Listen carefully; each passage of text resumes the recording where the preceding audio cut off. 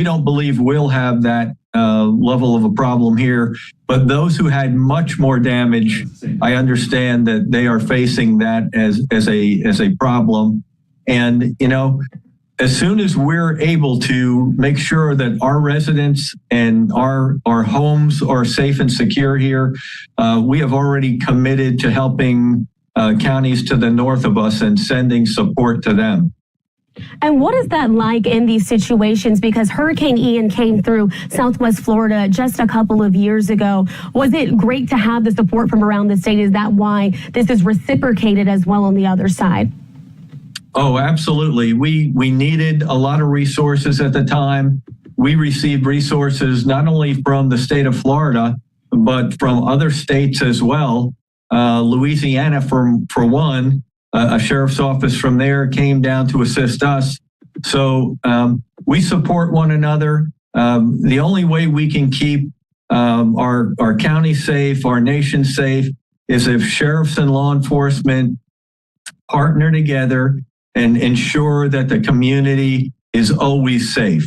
Take care of those who want to commit crimes, provide life-saving services when it's needed, whether it be storms and or CPR, first aid, and Narcan. And Sheriff, it looks like, again, Sarasota is really getting battered right now as 120-mile-per-hour winds are now slamming the coast as this hurricane is quickly about to make landfall there north of you guys. Lastly, before I let you go, do you have a message out there for Floridians or even family and friends of those who are living right now in other places, looking out for those residents of Southwest Florida? Yes, it is very trying and very emotional for those who are family members and friends that are watching what's going on here. Try and stay in contact when you can, but you will lose cell service. You will not be able to text. A lot of different sheriff's offices and the state set up information lines that they should be paying attention to, and they can make requests through those lines. And really, the national media will give a good overview. It just won't be individually oriented. You're still going to have to do that yourself. Absolutely. Again, Sheriff Kevin Rambosk there with Collier County in Southwest Florida, preparing as this dangerous storm is about to make landfall there off the coast. We appreciate your time here on Live Now from Fox. We hope that both you and the members of your department and all of our friends and family there in Southwest Florida stay safe. Thank you. All right. Again, we are continuing with our coverage here on Live Now from Fox, tracking this storm as it is imminently making landfall. I do want to show you once again the shot that we have out of Sarasota. I keep going back to it because as you're seeing there, 120-mile-per-hour winds just battering the coast there of Florida as this massive hurricane is now getting ready to make landfall. Again, this is the latest update that we do have from the National Hurricane Center. They say that it is imminent to make landfall there along the coast with the life-threatening storm surge, damaging winds, and flooding rains occurring across portions of central and southwestern Florida. Again, with Sarasota really that center city that's going to be likely hit the hardest by this storm. So again, we're keeping a very, very close eye, but it looks like we do just have an update there from the governor of Florida, Ron DeSantis. He says that as Hurricane Milton is making landfall now near Sarasota, now is the time to shelter in place. Those first responders are staged and ready to go as soon as weather conditions allow. Search and rescue efforts will be well underway to save lives before dawn. So that's a message there from the governor. He did just provide an update there to the state about what the plan is going forward following, again, this storm making landfall and the cleanup efforts that are going to follow in the aftermath about an hour ago. So we did hear from the governor. He was speaking out there through his Twitter account to talk to some of those residents. Again, here's another one we have from Paul with Fox 13. Major to local catastrophic flash flooding expected from Metro Tampa area all the way to the East Coast. 6-hour rainfall totals of at least 5 to 8 inches with hourly rainfall in the 2 to 3 inch per hour range are expected. Just showing you the force of this storm. Again, here's our shot there that that we have out of Sarasota as this storm is rapidly making landfall. Again, we want to continue with our coverage right here on Live Now from Fox. And since we're so close and we're getting updates minute by minute, I don't want to step away now for a break. Instead, we're going to turn back to our coverage, back to Fox 13, who's there. They have the reporters out on the ground there in Tampa. Let's listen in to their coverage right now. Flooding that you've heard our meteorologists talk about. We're close to the Alafaya River. We've been raining all day. I mean, it started probably at around 11 o'clock this morning, really picked up around 10, 11, 12, 1, then 2 o'clock in the afternoon, like I said, and it has been a torrential downpour really for the last several hours. So that flooding is really going to be a problem. What we see after storms is that it continues to flood sometimes for another 24 to 48 hours. It's obviously we got to wait and see what happens with this one. But again, this part of central to eastern Hillsborough County and the Brandon, Valrico, Bloomingdale areas, this is going to be a river flooding problem probably in the coming hours. The wind is a problem right now. What we're hoping doesn't happen are more power outages, but you can see that wind. We're getting some of these wind gusts now, and as the storm moves through, I'm sure this is going to increase. And as it does, we already have about, I took a look, probably almost close to 1,000 to 2,000 outages just in this part of Hillsborough County. That's obviously going to increase as the wind picks up. We're going to stay out here, keep an eye on the conditions. They're going to obviously continue to deteriorate. You can see the wind just blowing that rain this way. That's going to continue, and we'll keep you updated on how things look out here. Haley and Chris, back to you. I appreciate you letting us know how it is out there, and you both stay safe. Get somewhere dry when you can. Thank you, Aaron. Yeah, almost 100,000 customers just in Hillsborough County without power now. All right, stay with us. When we come back, we're going to have Paul join us to answer some of your questions. All right, that was some of our coverage there from our partner station, Fox 13 in Tampa, as they were giving the latest updates again on the ground there. Before we go to break, I want to show you again this shot that we have out of Sarasota as landfall is imminent. We're still waiting for the official announcement from the National Hurricane Center, but I can let you know that our Fox Forecast Center has said that the hurricane made landfall near Sarasota. But again, we need to wait for that official announcement from the National Hurricane Center to let us know that that storm has come on shore. Stay right here with us here on Live Now. We're going to step away for a 2-minute break, but on the other side, our coverage continues.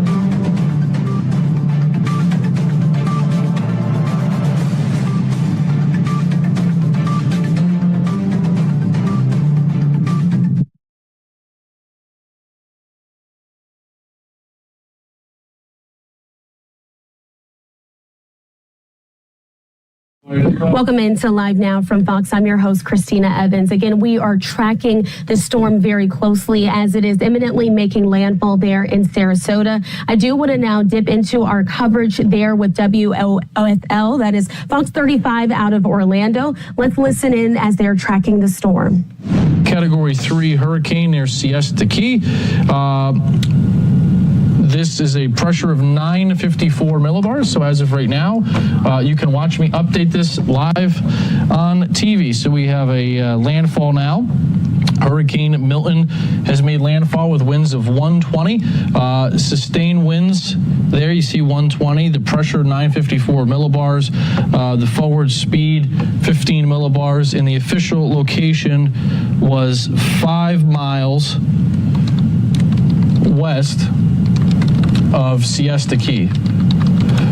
So that is as of 8:31, the Hurricane Center. So 1 minute ago, the Hurricane Center has now officially stated that we have a landfall, and you get the luxury of seeing me type that out live on TV. So there you go. So as of 8:31 p.m., sustained winds 120, pressure 954, the forward speed at 15 miles an hour, and this landfell is a Category 3 hurricane. Remember, Category 3 is 115 plus, so a middle of the road. All right, that was just some of our coverage there from Fox 35 as they were giving us the latest update that they are hearing from the National Hurricane Center. But let's get back to some of those conditions that are happening there on the ground. I now want to bring in Fox 13 Tampa's Lloyd Sowers to our show. Lloyd, thank you so much for joining us. We can see that you're now dripping wet right now as those conditions are continuing to deteriorate. Can you sort of just talk through what you're seeing and how things have changed over the last few hours? Yeah, it's gone consistently downhill, Christina.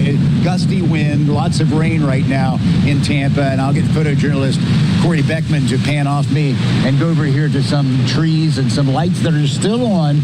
We are just west of downtown Tampa.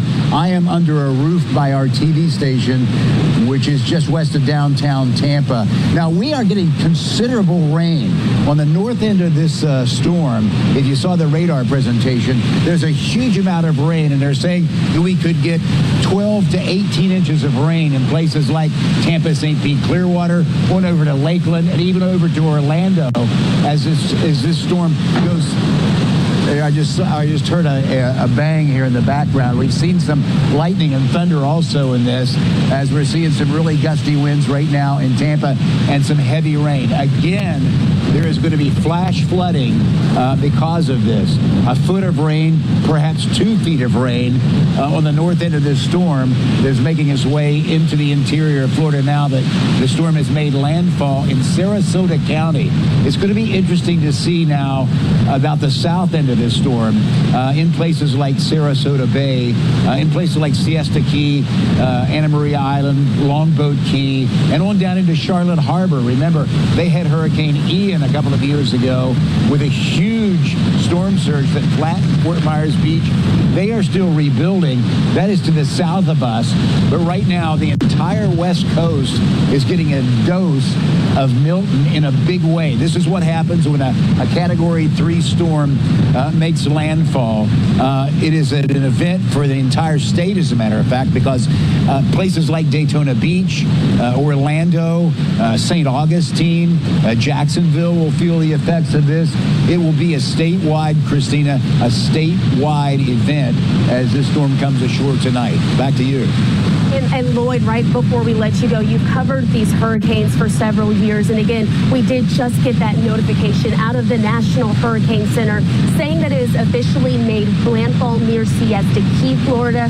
What can you tell us about what the conditions are like that you're seeing? How do they compare to hurricanes you've seen come through the Tampa area in the past?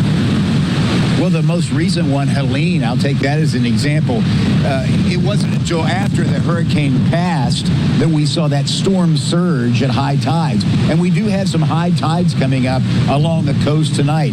So it's going to be after that storm passes, then the surge comes up, the saltwater surge in the bays and along the coast. You're going to see some bays on the north side, water being sucked out of the bay, and then on the south side, going to be redeposited in and pushed up certain bays. and that's what's going to increase the storm surge, which is salt water, which is the most dangerous part of a hurricane. But we are getting gusty winds and a lot of rain right now. We still have power at this particular piece of Tampa. We're West Tampa, just west of downtown. But we've already heard of many thousands of people in Florida losing power. And I imagine that the way this is going, there's going to be a lot more people losing power tonight. This is going to be a night in the dark for thousands of people in Florida. For the people who've chosen to stay in their homes, this is going to be a night of rock and roll. We hope that they've made the right decision to stay home. If they have a sturdy house that's at the right elevation to keep them out of the storm surge and the flooding, perhaps they will be fine.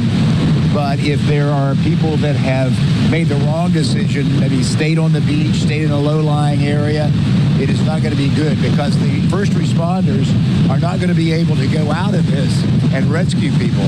They're going to have to wait till this blows over before they can get those emergency vehicles on the road, Christina.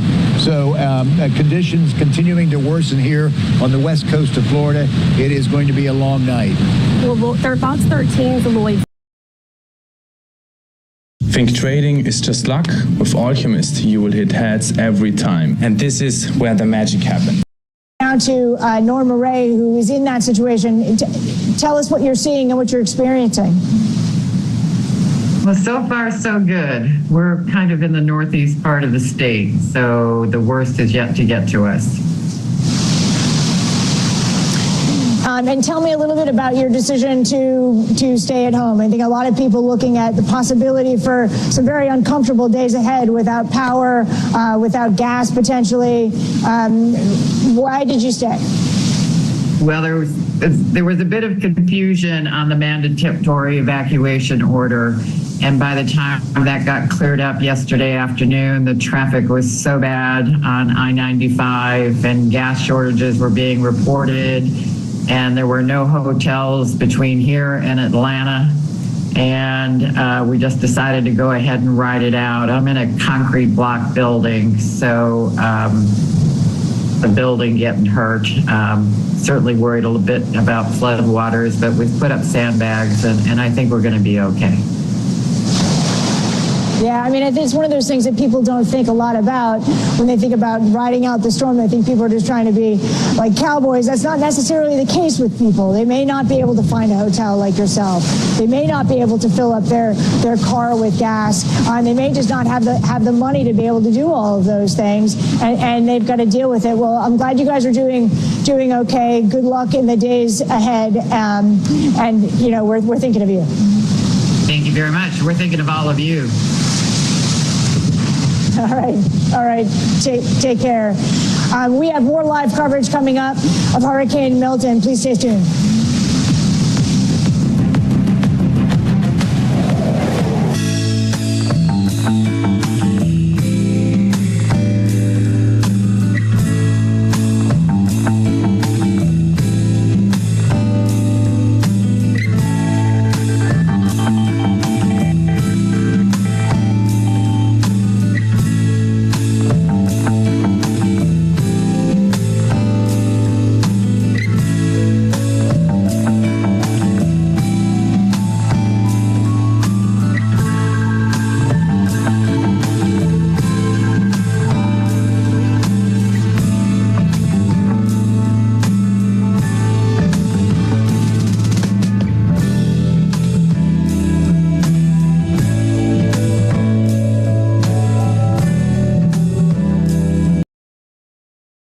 But I took it to be employee.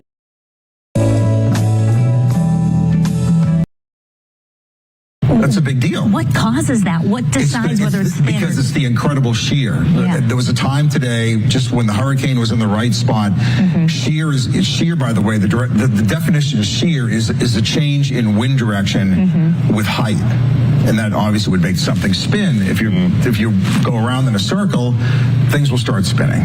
So anyways, to finish up on that, but the main threat tonight is to kind of stay in the middle of your room, and it'll be gusty winds, 50, 60, 70 miles an hour. A question on those winds and that extreme wind warning, which you said rare to see one of these issued, and I think it's still in effect until 9:30. Okay, so Becky Buchanan in Plant City says she's in Plant City, but she got the wind warning, so she's kind of wondering, am I supposed to get winds that high in Plant City? I think not everyone is going to have winds that high. I think in cases like this, the Weather Service may want a little overwarn.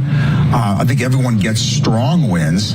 Will everyone have 115 miles an hour in the warning area? I don't think it works that way, but it's a significant risk and a danger that I think the Weather Service is cautious and maybe just does a larger area, but the wind is going to be a problem and obviously the rain. All right, well, thank you, Paul, and thank you to all of the viewers who have left us these great questions. We have many, many more we didn't get to, so we'll check back. Maybe we can get to some more later. Yeah, so. Sure I'll be around. All right. Okay. Please don't go anywhere. Yeah. We need you. All right, thanks, Paul. County and city leaders in Hillsborough and Tampa are monitoring Milton closely as it brings those intense winds and heavy downpours. Well, let's check in with Fox 13's Evan Axelbank. He spoke with Mayor Castor earlier. He joins us now live. Evan, what is the mood there in Tampa? Just incredible rain coming down. Yeah, without a doubt. Now, the mayor is very clear to say that it appears that the city of Tampa has avoided the worst, at least when it comes to the storm surge. But as you can see, we have got plenty of wind and plenty of rain here. We are in a very safe place. We've just kind of nosed out of one of the windows here on Kennedy Boulevard at our home base at Fox 13. And you can just see, look at all this rain coming down. Look at all the wind coming in towards us. We're using one of the walls here to kind of block some of the wind. So we are in a very safe location. But let's show you what downtown looked like right now. Thankfully, people appear to be heeding the warnings in the city of Tampa. The good news is we saw very, very few people downtown. We might have, I think we're about the only people driving through downtown just to take a look and see if people were heeding those warnings. It appears that they are. The mayor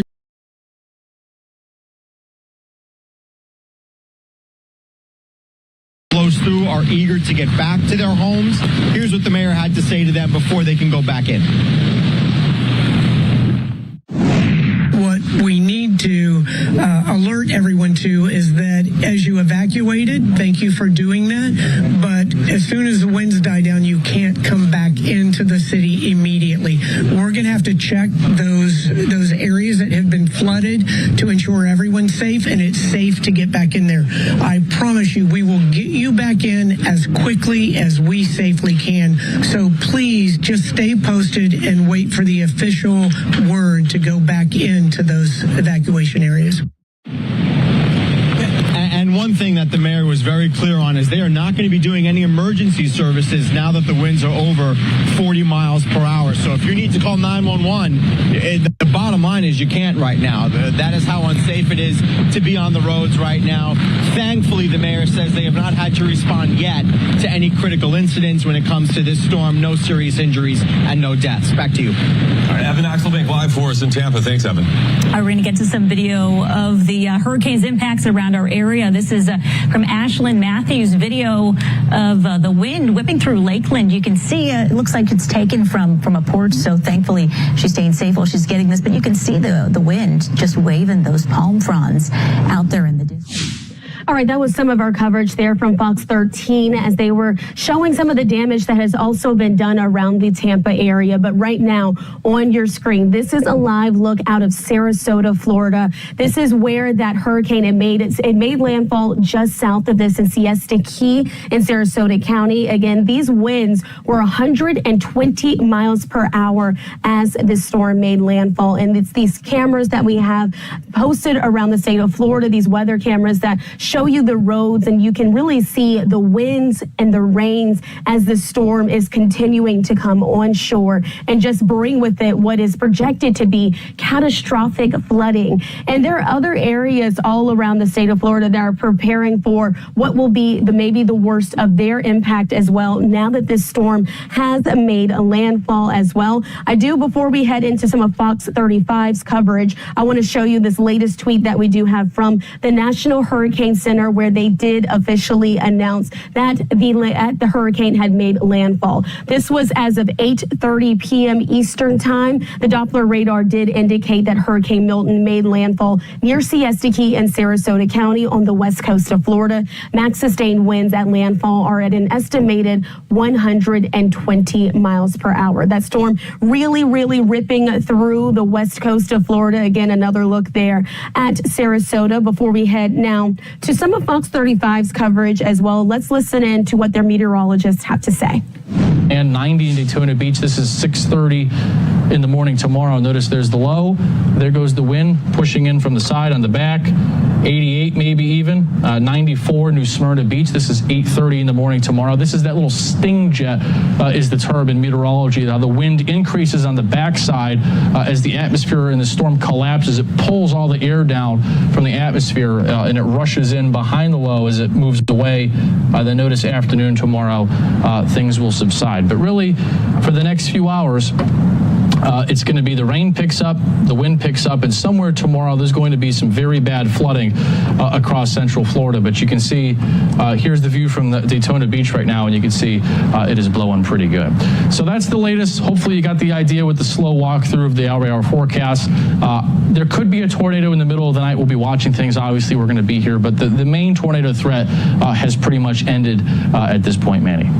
No, I do have a couple of questions for you because you mentioned the rain is going to be picking up, but even here in our studios in Lake Mary all afternoon long, we've heard the rain in pockets, as you've been saying. Is that going to continue all night, or will it be consistent? There'll be maybe like a 4 to 5 hour window where it does get consistent. And I don't know if you remember that from the see, I'll pull it back up. The hour forecast, we had that. So right now it's kind of patchy, but notice 1:30 in the morning, as the eye comes in, it's this band here, right here. There's the center of the hurricane, at this point still a hurricane. It's this band here, Manny. See this on the north side, where once it starts raining, it won't stop. It'll just be a constant all-out tropical downpour, not a burst here, a stop, burst, stop. So when this comes through at 1, 2, 3, 4 in the morning, it'll just be constant downpour. All right, Noah, thank you. Yep. Very, very thorough. I appreciate it. We are here with you. We are here. All right, that was just some of our coverage there from Fox 35 in Orlando as they are preparing for the eye of the hurricane to reach them, as you just heard the meteorologist say, around 1:30 a.m. Eastern time. We are going to step away for a 2-minute break, but before we go, I do want to show you once again just where this hurricane is sitting on our XRAD system. We do know that it has officially made landfall there in Siesta Key, which is in Sarasota County, all of this south of Tampa. Thanks so much for staying with us. We'll be back in 2 minutes.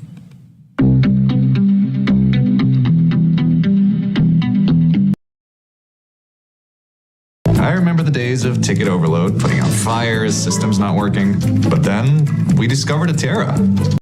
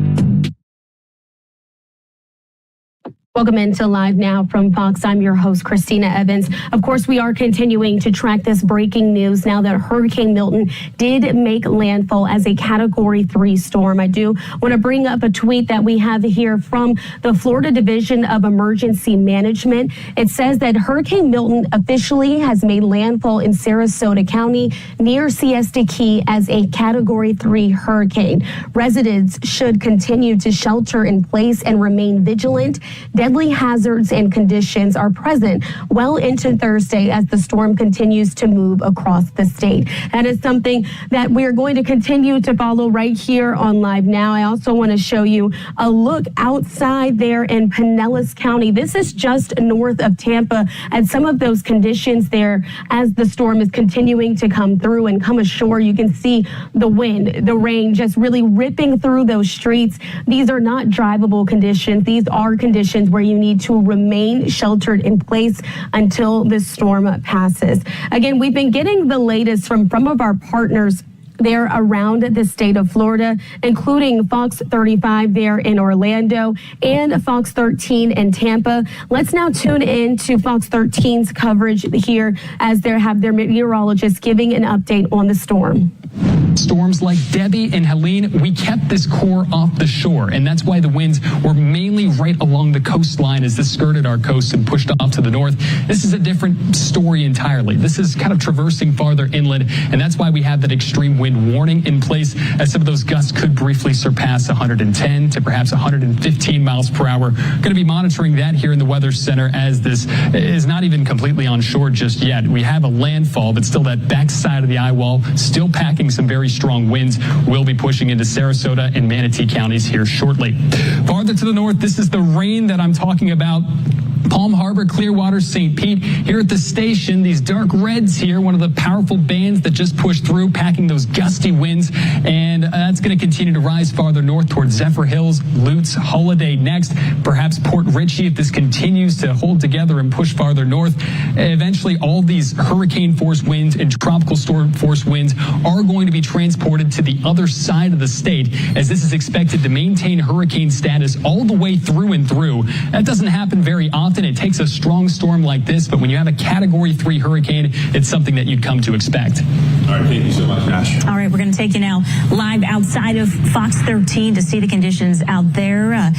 We saw it a bit from above, and that's our photographer, Mike Thor, doing live shots out there to show people around the country what we're experiencing. But you can see in the light there how fast that wind is whipping the rain, and you can see the rain coming down there, and it looks really tropical out there for sure. Video here from viewer Greg Thompson in downtown St. Pete. I see some trees blowing around there, water on the streets. This was taken from the AC Hotel on 2nd Street North. Again, wind gust, as we were seeing on that map earlier, around 77. So definitely stay indoors. Don't try to go out and get any video at this point. Let's save that for tomorrow daylight when things are clear. Yeah, but again, one positive that we are seeing tonight in some of these downtown live shots, or we've seen them even earlier today, is we're not seeing those crowds of people that we did see with Helene, kind of looking, watching, seeing what's happening, even kind of making light of the situation. Yeah. I think we all learned a lesson, and a sobering lesson at that it's not something to enjoy or have fun with, and people are really heeding those warnings to stay inside, stay safe and get out. And I think a lot of people left the area. Yeah, wisely, but after what we saw during Helene, I know you are too. I'm getting a lot of messages from people who are saying, hey, I'm staying in, Georgia now, or I'm in North Carolina, and I'm worried about my home. And this person here is in Port Charlotte, wondering how bad storm surge is getting there. So people did leave the area, and I think that's going to be something that probably saves a lot of lives, and it helps our... All right, we were just listening in there to some of Fox 13 there in Tampa, their coverage of Hurricane Milton as it is just now made landfall. Just about 30 minutes ago, that was the latest update that we had out of the National Hurricane Center. I do want to show you some of those live looks that we are getting from around the state. This is a live look right now in Pinellas County. This is just north of Tampa. You can really see how the wind and the rain is coming coming down as this Category 3 storm did make landfall. Let's go ahead and get a tweet up as well, just so you can see what the Florida Division of Emergency Management is saying. They are reminding those residents that even though this storm has now made landfall, they should continue to shelter in place and remain vigilant. We are going to stay on the air here again, keeping you updated with the very latest as this storm is moving across the state. I do now want to cut back into that coverage that we have there of Fox 13 in Tampa as they're continuing to update their viewers on the very latest with Hurricane Milton. And we know many people have already. Or you just need to save your device's batteries because you're streaming us. We want to remind you, several local radio stations are carrying our newscast.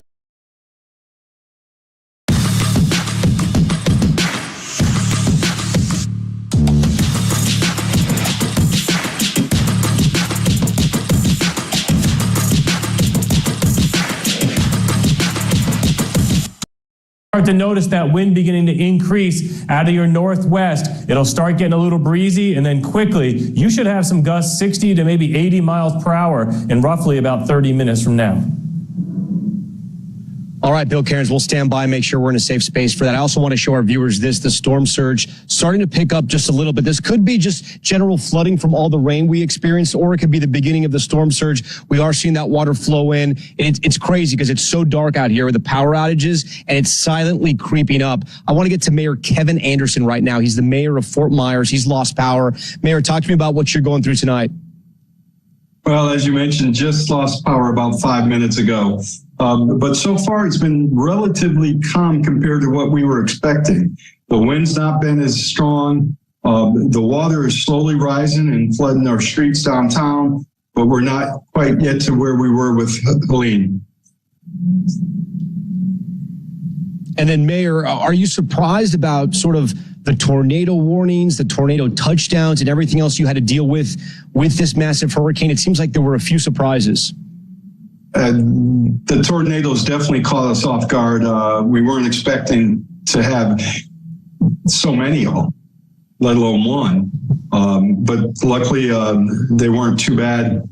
This storm, for us at least, has not been as bad as we anticipated. You know, we have the eye right over us here in Sarasota. It's completely calm right now. What's it like in Fort Myers where you are? We've got a little bit of wind gust and some light rain. And did people sort of heed the warnings? I know Fort Myers, there were points there where Fort Myers was evacuating the beach. It looked like the storm may be heading a little further north. It then moved a little south. You know, when it kind of goes back and forth like that, you can never be precise on a hurricane. I know sometimes people can think, oh, they're smarter than the hurricane or smarter than the meteorologist. They don't want to get out of town. Did people in Fort Myers sort of listen to all the warnings? I believe a majority, more than usual anyway, listen this time. You could just see it in downtown where the way the merchants boarded up their businesses where they hadn't done that in the past. So there's thousands of people in our shelters. I believe they have taken our word, our advice, and followed it. You know, I preach from day one of hurricane season. The unpredictable thing about a hurricane the most predictable thing about a hurricane is it's unpredictable. Mayor, we thank you for your time tonight. Please stay safe. We're going to leave you with this image as I'm going to turn it over to Gotti Schwartz. He's going to pick up some of our live coverage, but we're going to continue with Hurricane Milton. The storm surge has started here in Sarasota. We are in the eye, but the surge has started. That wraps up this hour. Our coverage continues right now.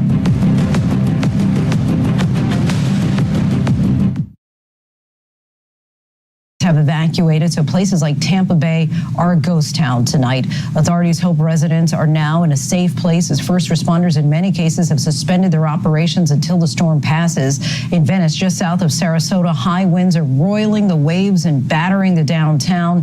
At this hour, the eye of the hurricane is now on shore. Strong winds and storm surge are both a major concern tonight. The storm has already spawned at least 10 confirmed tornadoes. Take a look at this damage in Palm Beach, Beach Gardens. Cars into the homes just destroyed there. And now I want to look at drone video from inside the hurricane tonight. Look at those waves, up to 28 feet high, and from space. Milton is a sight to behold. Take a look at this monster storm. And back on the ground tonight, the concerns are real and they are dire. Tonight, ABC News Live has you covered. Our teams have safely fanned out across the storm zone as this powerful hurricane has now made landfall. We begin with KTRK meteorologist Elise Smith. Now that the storm has made landfall, what's the track at this hour? Well, the track right now is imminent for the rest of Florida, who's going to be impacted by Milton, and so much of the state is going to feel the impact from heavy rains, power outages from those destructive hurricane force winds, and even the potential for some tornadoes as well. So here is Milton. I do want to point out, just after landfall, Milton did weaken slightly, only by the wind speed though. Now has sustained winds of 115 miles per hour, gusts still up to 150, and Milton is expected to weaken as the system moves across the Florida Peninsula tonight. Right around midnight, 1 a.m. is when the storm could make a close pass by Orlando, potentially as a Category 1 hurricane with winds of 90 miles per hour. That's a high-end Category 1 storm. Then continues to plow across the state. By early tomorrow morning, around 5, 6 o'clock is when we think that the eye of the storm will be on the eastern end of Florida, and then moving off to the coast after that, potentially as a tropical storm moving into the Atlantic. Some of the immediate threats, of course, the surge and the wind, an extreme wind warning still in effect for portions of Tampa, Clearwater, St. Petersburg, and then also Bradenton as well. This extreme wind warning is indicating winds in a broad area that could be as destructive as a tornado. So the threat here is immediate, especially as that eye is now pushing ashore. That eye wall is where we see some of the most intense winds within a hurricane. And it looks like that has just moved through Bradenton and Siesta Key, where we saw Milton make landfall just about a half hour ago. Timing out Milton now for you, we could potentially start to see tropical storm force winds moving into central Florida within the next hour. Hurricane force winds along the coast. The center of the storm again pushing closer and closer to Orlando now that we've had that northern jog with the eye. Tropical storm force winds close to hurricane force winds around central Florida overnight tonight. This is 1 a.m. It's going to be loud in Orlando tonight with the wind and the rain. Then you can even see Daytona Beach, Palm Coast, Jacksonville picking up on some of those tropical storm force winds, even close to hurricane force winds. As this storm moves off to the Atlantic, it is going to be interacting with a front, so we might even see potentially some higher rain amounts and higher winds on the northern end of the storm as it makes its way offshore on the East Coast. And remember, Lindsay, this is a coast-to-coast storm, so we do have storm surge, that major storm surge, not only on the Gulf Coast, but then also potentially a surge of 3 to 5 feet from Cape Canaveral to Jacksonville, all the way up to Savannah, Georgia, as they could even see high tides and surge from Milton into other states along the East Coast later tomorrow. And we have heard that more than 800,000 customers are without power. The good news is that this did hit prior to high tide. Explain why that might mitigate the storm surge just a bit. It might lower it just a bit, but we have to talk about a couple of things when it comes to storm surge. First, we've had sea level rise, of course, within the past 30 years. That has risen the sea level close to the Florida Gulf Coast especially. So that, of course, increases the impact of the surge. But if we were to have high tide plus a surge, that could have risen water levels even a few inches by that point. So that is the good news there, Lindsay, with the surge. But the surge is going to be an impact on both coasts. We can't emphasize that enough. In addition, this is a coast-to-coast storm. Hurricane warnings expand across the state of Florida, but we also now have tropical storm warnings in Georgia and the Carolinas as well. Just south of Charleston, could potentially see tropical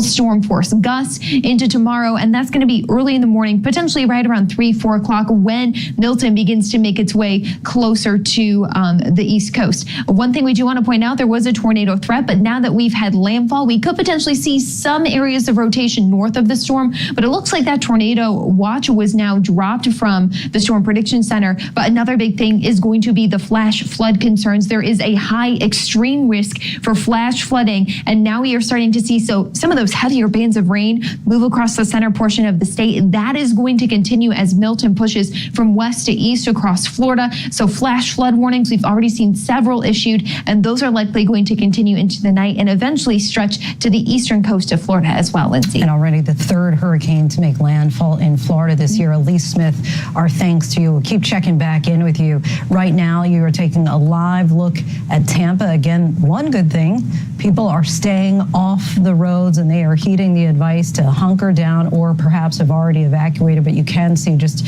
in that left-hand, upper left-hand corner of your screen, just the heavy rain and wind that is pounding the area right now. The Tampa Bay region is in direct path of Hurricane Milton's eye wall with a likely 6 to 9 foot storm surge. The National Hurricane Center says the current path of the storm is a worst case scenario for the region. ABC's Whit Johnson joins us there live now. Whit, give us a sense of what you're experiencing on the ground. Hey, Lindsay, well, I can tell you that ever since this storm Milton made landfall, the hurricane force winds, we can really start to feel it. We're inside a very secure, we're calling it a bunker, but it's a big parking structure where we've been set up. But let me show you over the edge here.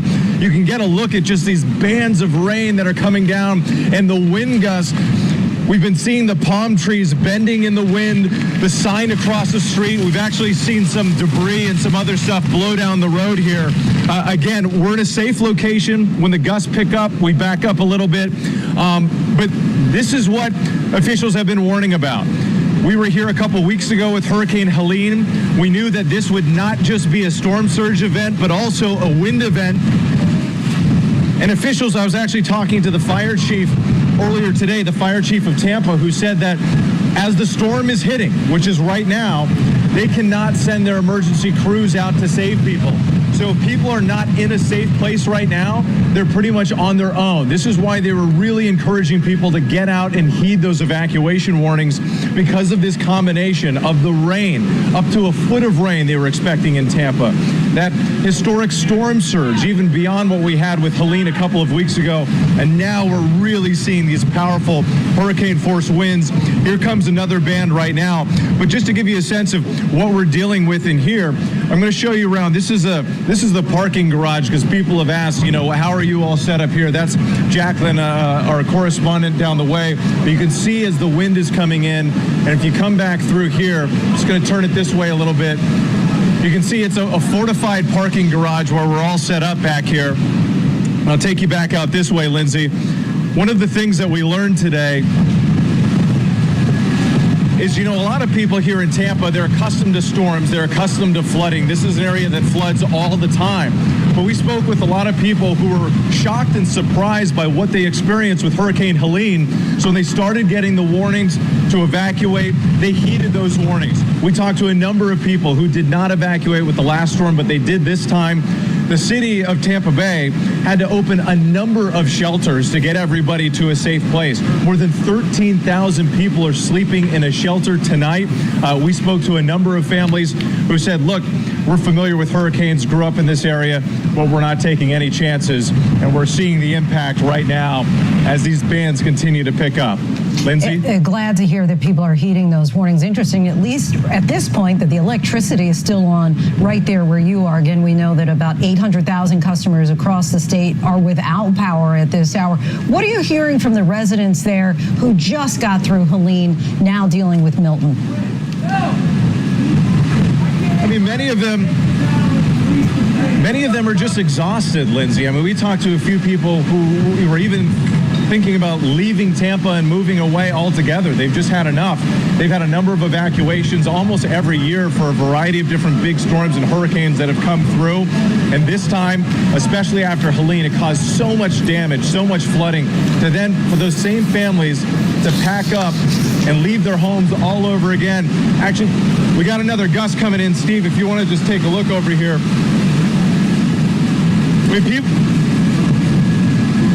Sorry, Lindsay, just picking up on that point. Just wanted to show you the power of some of these gusts coming through.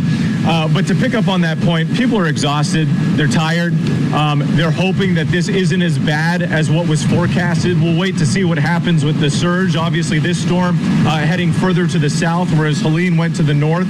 So there may be a different impact when it comes to the storm surge and the flooding, but no doubt this is going to cause a lot of damage. Yeah, we can imagine just punishing wind and rain there, Whit, and we're glad to see that you and the crew are staying safe. Thank you so much, Whit. We'll check back in with you later.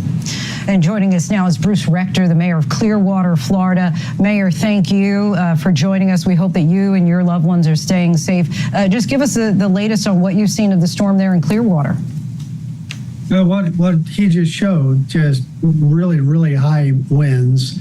I just saw that they were getting 90-mile-per-hour gusts in St. Petersburg nearby, winds of 85-mile-an-hour gusts over in Tampa where he's at. So we're experiencing a hurricane wind event for sure, and lots of rain. We may get 18 inches of rain tonight, and so that's going to cause flooding. Fortunately, the landfall of the eye was around Siesta Key, south of us, so we are hopeful that the storm surge will not be nearly as bad, but we're certainly experiencing very, very strong wind and rain. Ever wonder how Einstein would trade? This is it, with Alchemist AI, your fully automated trading system. Where calm it is in the eye. I mean, it was blowing. There are trees that are already down in Sarasota, and then suddenly it just stops. And it feels like any summer night in Sarasota, and now it's picking up again. What I'm worried about is the people that have come out, because there's a lot of cars now that are out here. They shouldn't be. But the police said, listen, we're not coming back out until after the storm. So these people know that the cops aren't going to be out here. And, you know, there's, again, looky-loos, people being cavalier. I'm going to show you one right now. It's coming through here. George, we can pass over here. You have a lot of vehicles like this. They're high water vehicles. You know, they're pickup trucks. They're Wranglers. They have huge tires. And in some cases, not that guy, but in some cases they're doing donuts. They're revving their engines up. They're trying to have fun in a hurricane, which, again, I mean, whatever floats your boat, but, you know, it's not safe. No, and it's so misleading. I mean, when you're in the eye, it's eerie. There is almost a beauty to it because you're in this storm that has been battering the area for hours and hours and hours, and all of a sudden there's this calm, and yet you see the destructive nature on the backside, which is what you're going to be experiencing here in the next hour, 2 hours. Does it seem like most people have heeded the warnings? Does it seem like most people have evacuated and left? It did until the eye came over us, and then we started seeing all these pickups and all these cars coming through here. So it was calm, it was quiet, it looked like it's safe. Look, we're staying in a hotel on the water, and people have come out. There are people staying in the hotel. This is an evacuation zone, though, but I think some of the people in the hotels that are high up, our hotel is very high up. I'd say it's probably maybe 50 to 100 feet up. 50 to 100 feet up. So, you know, we feel very protected here. But again, I got to tell you, Gotti, the water here, it's wild. It's coming in, and the rate that it's coming in is pretty fast. So I think over the next 4 or 5 hours, we're going to see some serious flooding in Sarasota. I mean, it was forecasted. It's just the question is how high it's going to be. You see, this is what I'm talking about here. People just zooming by, going as fast as they can in some cases.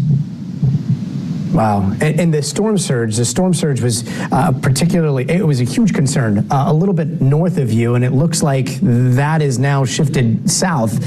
Does it look like the storm surge is already starting to set in where you are? Yeah, look, it looks like it's coming in. I mean, the big fear was the storm surge in Tampa Bay, that black swan event. Luckily, and not luckily for other communities, but luckily for Tampa Bay, the storm, you know, it hit a little south of Tampa. If it hit north, it'd be a much different story. That's why Sarasota will feel the brunt of that storm surge, and that's why people here are concerned tonight. Again, once we get to that back of that eye wall, it's going to be a much different story. Gotti, I'm going to pick up our coverage now because I know our colleague Priscilla Thompson is standing by in Orlando. She's been covering the tornadoes and the tornado threats throughout the central and eastern part of the state. Priscilla, what can you tell us tonight? Yeah, so we know that there have been dozens of reported tornadoes throughout central and southern part of the state, and we've seen some pretty dramatic footage of the damage. In St. Lucie County, there was a sheriff's building that is now just a pile of mangled metal, and we're talking about a 10,000 square foot building that has just been destroyed by a reported tornado. We also got some traffic cam in from Fort Pierce, Florida, where you just see these huge debris flying by as there is a funnel cloud there. And there are also reports of some injuries in some places as a result of these tornadoes. The good news is that a number of those tornado watches did expire at 9 p.m. So there's hopes that we will not see any more of that tonight, but certainly a very terrifying experience on top of an already very destructive and potentially deadly storm. Tom? Okay, Priscilla Thompson for us. Priscilla, we appreciate it. We thank you for all your reporting. Please stay safe. I do want to talk to the emergency. Looking for your next jackpot investment? The First Middle East Casino is right here, just 45 minutes away.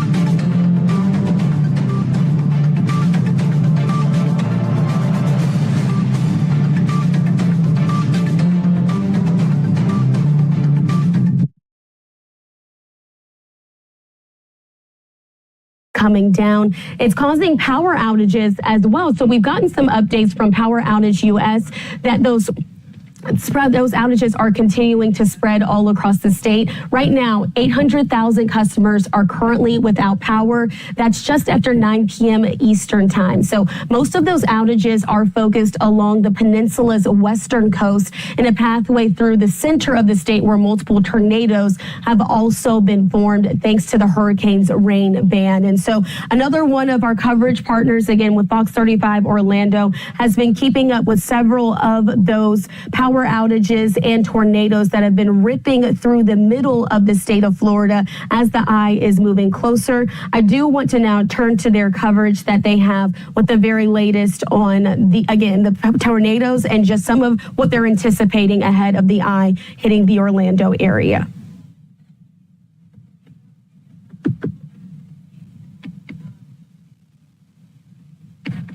I-4. This is into Tampa, heavy rain, and then down towards Bradenton and Ruskin. Pinellas is in the midst of some extremely heavy rain. Brandon, Plant City. This is kind of the northwestern eye wall that is over you, and this is really the worst of the weather from the storm. This is going to improve, but will take a while. It's going to kind of move in tandem with the hurricane as it moves across the state and kind of parallels I-4 on the trip to the East Coast. So the back edge is still here, got a ways to go. There's widespread flooding. And as I read from the statement from the Weather Prediction Center that kind of oversees excessive rain, excessive snow, all of the weather elements around the country that causes issues, their statement about an hour ago says this is going to be catastrophic flooding for from Tampa Metro all the way to the East Coast. Wind speeds now being picked up by Doppler, 108, 106, 93, 92, 84. Excessive wind warning is up for another 10 minutes. Weather Service may extend that. We'll see if they extend it to the east. This is wind towards and winds away from the radar site. This is another picture on Sky Tower. It also gives a sense that area south are not seeing much as far as precipitation. Here's the center, slicing through Sarasota County, probably soon to get into Hardy County, and because to a more a winter stormy, we actually call it, the definition would be cold core. It's not really cold core, but that transition forces all the bad weather to be on one side. This is kind of like those huge winter nor'easters off Cape Hatteras and off, Newfoundland and off Cape Cod, off Nantucket. This is what you get. Rainfall rates are around Tampa Bay. It's been up to 5. Look at that, 7.3. 7.3. That's incredible. So that's 7.3 in an hour. You get 3 hours of that, and you get 21. That may not happen, but I do think when we're said and done, and we look back at some rainfall totals, we're going to have a whole bunch of 15 to 20, if not higher. Not quite as much in the way of rainfall rates. This wedge of very heavy rain is going to pivot to the east, and these are numbers now getting close to a foot. 8, 11, 9, 10, 7, 8, 7. This will just kind of fill in. And we have a flood warning up. Wind warning. That's the extreme wind warning. That's all going to transition to the east. It's going to be a rough night. Anyone who is watching me inland, and so many of you have messaged me, it's just going to be a loud, noisy night. And there's really not much you can do except put yourself in a room in the house that's kind of away from windows. The only danger you get, a couple dangers, and is maybe a tree that could fall, and you should know that going into this, or something blows and you don't have your shutters up and hits the window and your house is compromised. If your home is compromised, then it's a problem, because then the wind's getting in your house, the rain's getting in your house. If that happens, really the only option you have is to kind of shut the door to that room and go to another room and not let that overspread your house. This is going up I-4. It's been rough too, and we haven't talked a lot, and there's no reason to leave you out.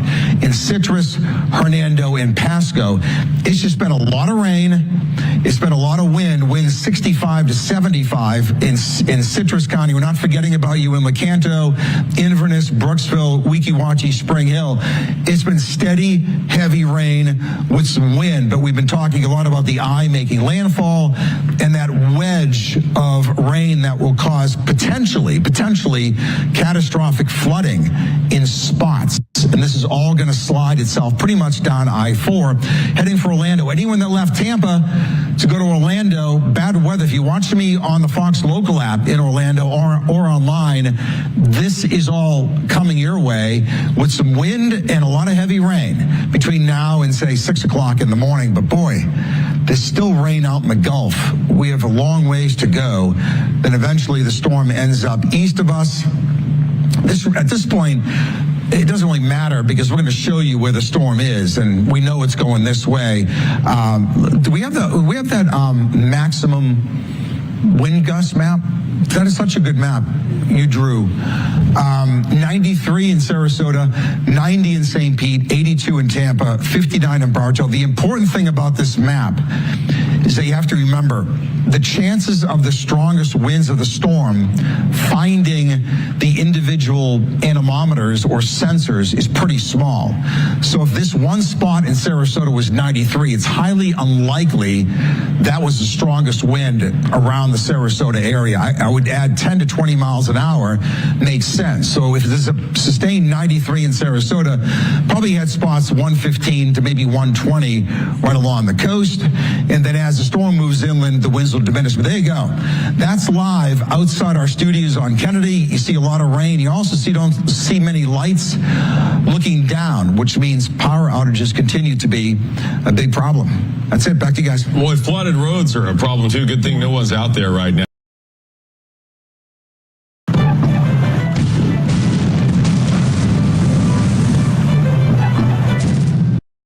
Footsteps there in the storm surge that is rising there in Sarasota. Incredible images. We're going to wait for Tom Yamas to reposition in a safer position. They've got a lot of different fallback locations throughout that area, and so they're going to be falling back to one of those safer positions. But for now, joining me from Sarasota as well is storm chaser Ben McMillan. Ben, did you see this? All of a sudden, the backside of the wall comes screaming in, just like Tom's team there. Yeah, Gaddy, some really scary moments.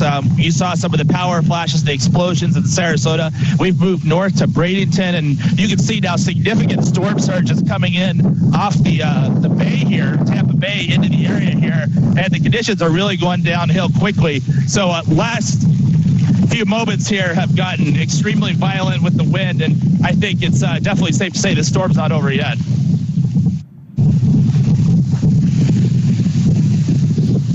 And Ben, you've been outside all day. How quickly have you seen things change from the storm, from the eye, and then back to what you're experiencing now?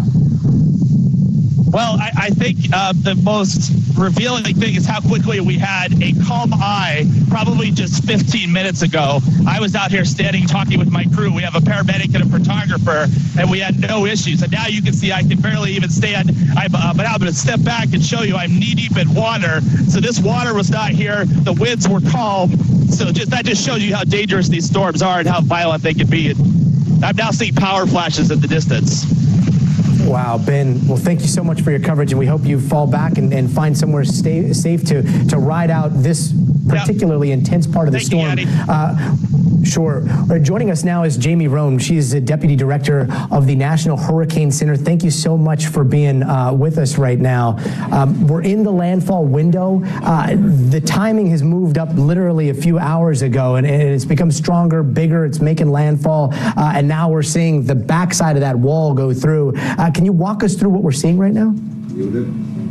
Yeah, unfortunately, all of the hazards that were predicted with this particular landfall are unfolding. You can see it in some of the footage ahead of this segment.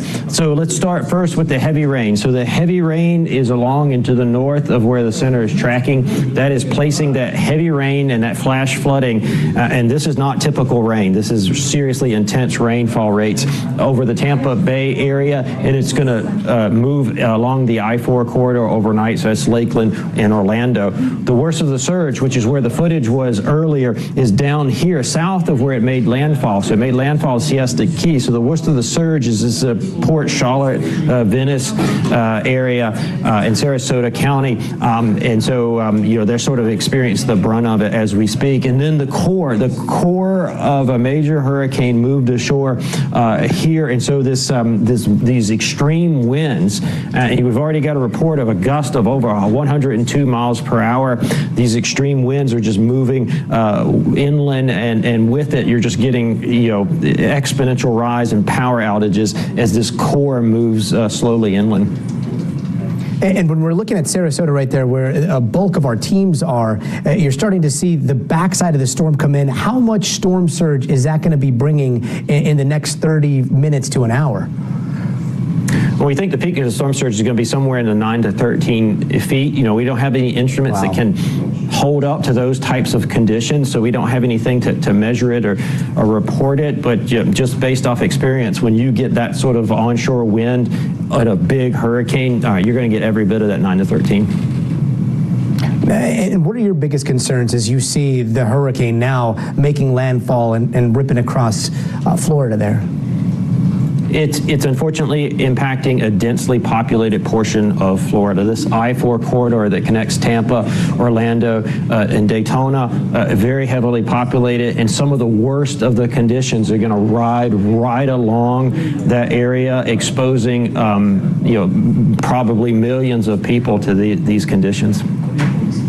And we know that the storm surge, it doesn't seem like the storm surge concern for Tampa has materialized, but where are the places that are going to be hit over the next few hours with the storm surge the worst? Well, Tampa just swapped out one type of flooding with another. So instead of getting the saltwater flooding, they're now getting the intense flash flooding that is occurring from the heavy rains. The peak of the storm surge is just a little bit to the south because the center came in just south of Tampa. So that 9 to 13 is probably in the Venice, Port Charlotte area. Jamie Roan with the National Hurricane Center, thank you. And we are continuing our special coverage as Hurricane Milton makes landfall across Florida's Gulf Coast near Siesta Key as a dangerous, potentially life-threatening Category 3 storm. This is a live look at the conditions right now in St. Petersburg, Florida. The monster storm weakened overnight from a Category 5, but then grew in size. Impacts are going to be felt all across Florida, even up to southern Georgia, and flooding and power outages are already a major issue. More than 1 million people right now are without power, and storm surge, as we were just hearing, could reach up to 15 feet in some parts. Tornadoes have also been making things much more dangerous as dozens of reported twisters earlier ripped up some communities hours before landfall. All of this happening just 2 weeks since Hurricane Helene slammed into Florida, forcing people in hard-hit areas to scramble and to get rid or secure any debris that could be a hazard in front of their homes before Milton's arrival. That's some of those debris piles that you're seeing right now. Hopefully those debris piles, most of them have been taken away, because as the storm surge comes in and as the winds rip through, you can see how those debris piles can turn very, very dangerous. NBC News meteorologist Angie Lastman joins us now. Angie, I mean, that was incredible. I don't know if you were watching, but that shot with Tom Yamas earlier, it was fine. It was peaceful. It was almost this eerie calm, right? And then as soon as we went to him, in a matter of seconds, everything turned and he was just being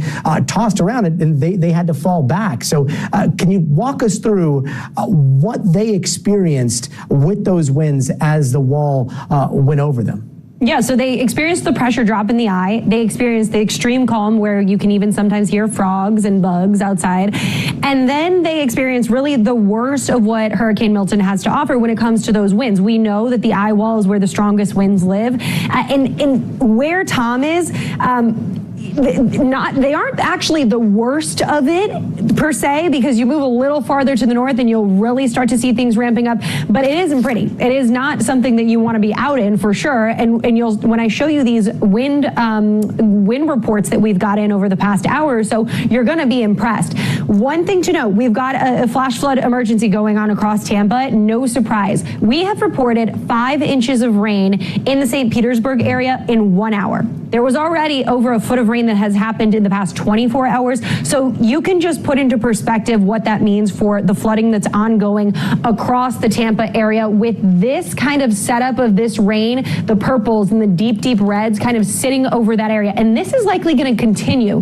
We're talking catastrophic flooding occurring with this rain that's working across that region. So it's not, of course, just the wind. It's not, of course, just the rain. We've also got the storm surge that we're talking about a little farther to the south. But this is going to be something that this area is going to continue to see. Here are some of the wind speeds that we've already recorded. Bradenton, 96 miles per hour, Gotti. We've got the same going for St. Petersburg. Again, that north side of that eye really is where the more substantial kind of impacts are. But still, you look a little farther to the south, Venice, over 90 miles per hour. So this is exactly what we expected. Those hurricane force winds ongoing here. And this is what we're going to see here as it works across, unfortunately, the state of Florida. So even as it's over central Florida here, as we get into the overnight hours, it's still going to have really aggressive winds. So we could see some of that wind destruction working across this region instead of just kind of confined to the coast. And when we usually see these storms really significantly weaken over land, but Florida is just essentially not that wide.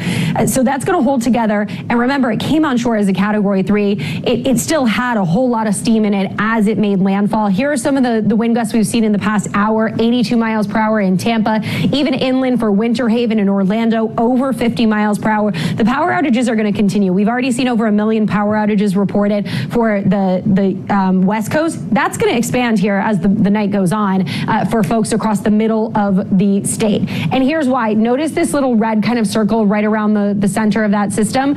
Those are the hurricane force winds. So look, they'll work across the state. And again, the damage is what you're going to be seeing. On top of that, the flash flood risk is going to be immense with those highest amounts already totaling up. Gotti, we've got more than 6 inches in Tampa, already 2 inches in Orlando. These are saturated grounds. And all of that on top of the fact that we still have a potential to see some of those tornadoes coming in on those outer bands as it works across the state. Angie Lastman, thanks so much for keeping an eye on all of that. 6.75 in Tampa so far. It's incredible. Let's bring in NBC News correspondent Sam Brock, who is in Fort Myers, a little bit south right now. Sam, what are you seeing on the ground right now? And are we starting to see an escalation in the storm surge? A material change in just the last hour, Gotti. To situate this for you, I'm in a parking garage so that we're safe in Fort Myers on the 4th or 5th floor. Sound structure. We have a bird's eye view from up here, and if you look down, this is downtown Fort Myers. I would say, at least at last check, when I walked down there, a couple of feet of water have just flooded the streets here.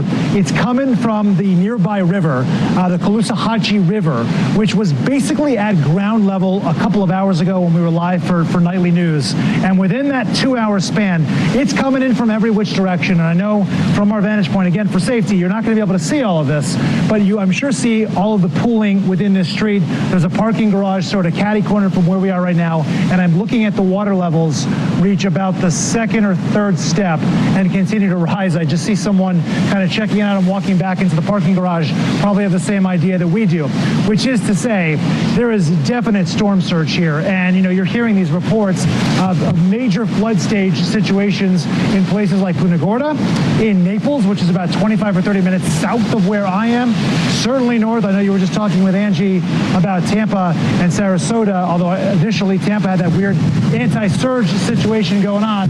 But now a lot of these cities, and you feel the wind coming in, gusts that are pretty close to, I would say, hurricane strength if they aren't. Listen to that. That's the palm trees just swaying back and forth, physically being moved. You're just seeing flooding, and I can't even imagine what we're going to be looking at tomorrow morning. We were just talking about, like, we hope we can get out of this garage, because right now it's a couple of feet and just climbing.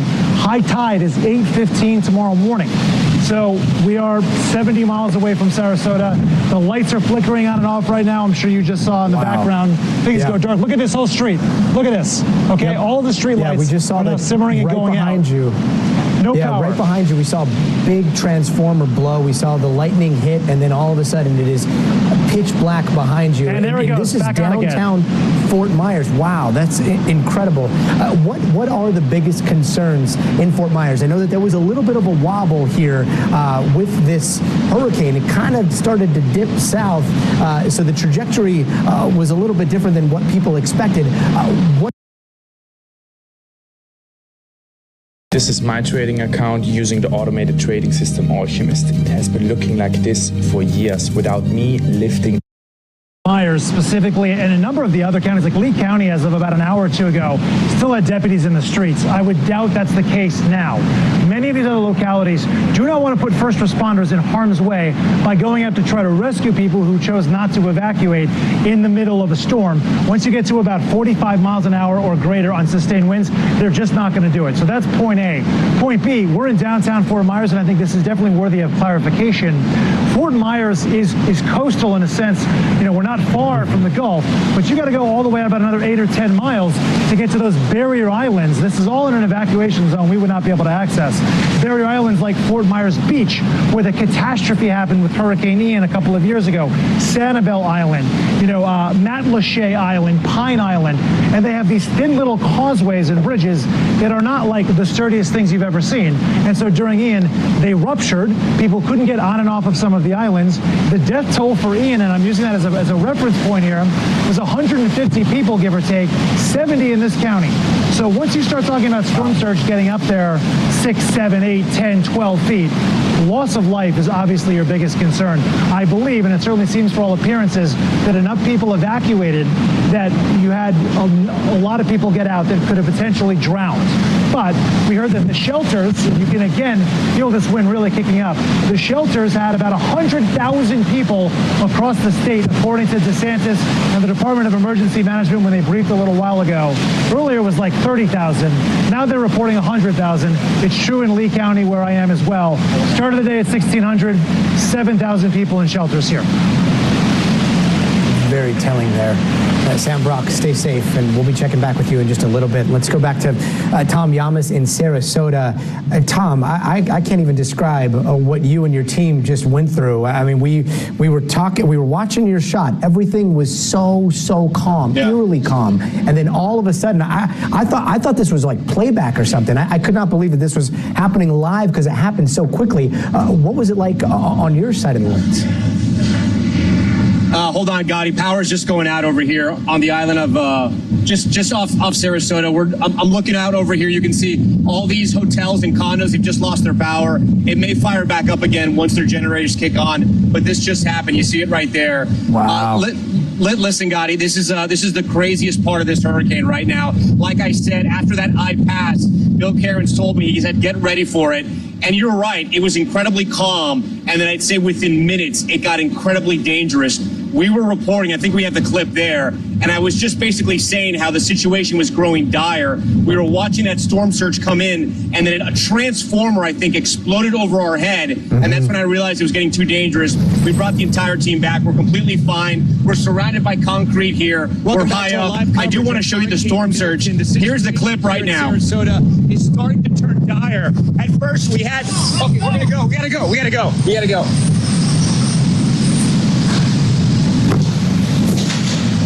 Wow, that is a live look we didn't want to take any chances there. Okay, we just want to move inside. Yeah, we didn't want to take any chances at that point, Gotti. It obviously turned very fast. And I got to tell you, there were a lot of cars, there were a lot of people that were out, trying to see what the hurricane felt like and looked like because we were in the eye. And again, it was within minutes, it completely changed. This storm surge is coming in so fast. I don't think I've ever seen anything quite like this. I've covered a lot of hurricanes. This has definitely been the strongest one I've covered this season so far. But look at that. I don't know if you can tell because it's so dark, but that's a garage, Gotti, and the first floor of the garage is almost completely inundated. What you're seeing there is the wall of the first floor, and that water is rising. This has come up, I'd say, in the last hour, and it's not stopping. The wind is ripping through here right now. I'm sure our weather unit knows how fast it's coming. I'm glad we're inside now, protected by this concrete high up. But you can see how it's ripping these oak trees and how it's ripping the palm trees. We're starting to see projectiles, nothing too serious, but branches, any kind of debris, garbage that was left over, it's all flying around. The power is out in Sarasota, and this is the brunt of Hurricane Milton. This is what Hurricane Milton was all about. That eye, it is so deceiving because it makes people think, oh, it's over, it's not that bad, there was too much hype. And then the backside of that hurricane hits you, and this is what it is right now. We experienced it up close, and I got to tell you again, Gotti, it was just within minutes that thing's nailed us. There's things that are starting to fly off. There are things that are starting to fly off the roof of some of these hotels and these condos. I think they're air conditioning, but kind of like the air conditioning fans at the top of some units, and we're seeing those fly around as well. It speaks to the gravity of the situation here in Sarasota. I really hope those people that were out in their pickup trucks doing donuts during the eye are back in a safe spot because this is getting wild. The flooding has begun. The storm surge is here, and it's getting absolutely wild. I think we're going to go to Tampa right now. I'm not sure who we have there live. This is a fluid situation. We have Stephanie Gosk, who's live in Tampa. Stephanie, we just got whipped with the back end of the hurricane. I got to tell you, it's the real deal. What are you guys feeling there in Tampa? Yeah, I mean, honestly, we are getting the brunt of it here as well, Tom. Ferocious winds in the last hour. And just to give you an idea, I was standing up on a box for a moment and a gust came through and basically almost knocked me off of where I was standing. And I'm in an area that's protected. So the winds, 70, 80, 90, even 100-mile-an-hour gusts that we're getting right now in Tampa. And, you've been talking a lot this week about Hurricane Helene and the effect that it had on this area. That was a water event. What we are getting now with Hurricane Milton is both water and it is wind. And we talk about the water, we're not going to get the surge here in Tampa Bay that they were so worried about, the catastrophic surge. But what you are getting is an unbelievable amount of rain, Tom. There's a period right now, and it's going to stretch for the next 2 or 3 hours, where we are getting upwards of 2 to 3 inches of rain an hour. And that on top of everything that we've been getting all day long. And it really has been raining steadily and at times very hard here. So that's upwards of a foot of rain. On top of this wind, it is really unclear what people are going to wake up to in Tampa in terms of damage, Tom. And I know you said it's a wind event right now in Tampa, and the storm surge may not be an issue. Are you seeing any type of flooding at all right now? Are you feeling any type of storm surge? Or are you guys further inland and you can't really see it at this point?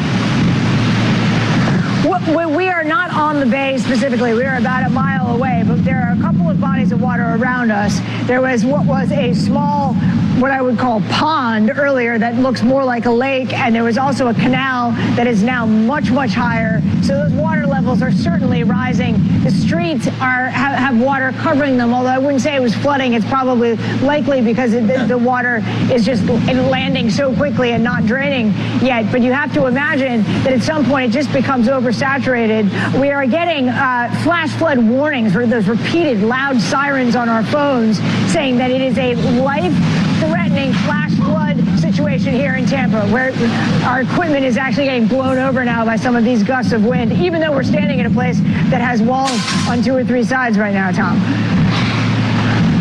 All right, Stephanie Goss, you and your team, please stay safe. The situation is getting pretty dangerous here in Sarasota. There's debris. Look, George, shoot this over here. You see debris. This is basically some type of vinyl siding that's been ripped off. It looked like it was a portico by these tennis courts here, and now it's just getting tossed around in the wind. Jesse Kirsch is just below us as transformers are exploding around us. Jesse, you're literally one level below us in the same protected structure. This just got really wild.